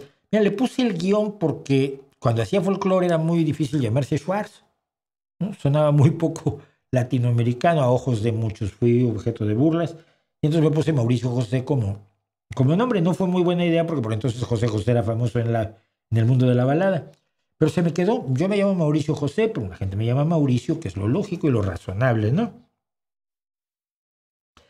Y dicho todo eso, pues hemos terminado. Muchísimas gracias por acompañarnos. Son 10:20, qué barbaridad. Roal Torres también está viendo a las Fever avanzando en la liga. Ari McDonald ayer, gloriosa. Máximas anotaciones en un partido de liga desde que empezó a jugar. Maravillosa, estupenda. Son las 22:19 y es hora que yo me vaya. Me deben estar esperando. Mi perro quiere que lo saque. Y yo tengo mucho gusto de estar con ustedes aquí y hablar como enloquecido, solito, 3 horas aquí, todas las semanas. Así que el próximo miércoles nos vemos. No sé de qué voy a hablar en el a fondo, pero algo haremos. Ahí tengo varias cosas pendientes. A ver cuál me inspira para el fin de semana, que es cuando me dedico a escribir los guiones. Y el jueves nos vemos aquí en el episodio número 246 de este maravilloso y estupendo streaming. Inviten a su gente, recomiéndenos, coméntenos, digan en las redes sociales. Ahora tenemos TikToks, pueden ir al TikTok del Nocturno, allí compartan algunas de las tonterías que digo en los shorts. Ayuden a difundir la existencia de este canal porque quizás tiene ideas que a otras personas les pueden resultar interesantes. Así que nos vemos el miércoles a fondo, nos vemos el jueves aquí en el streaming. Y como siempre, ahí les dejo mi reputación para que la hagan pedazos.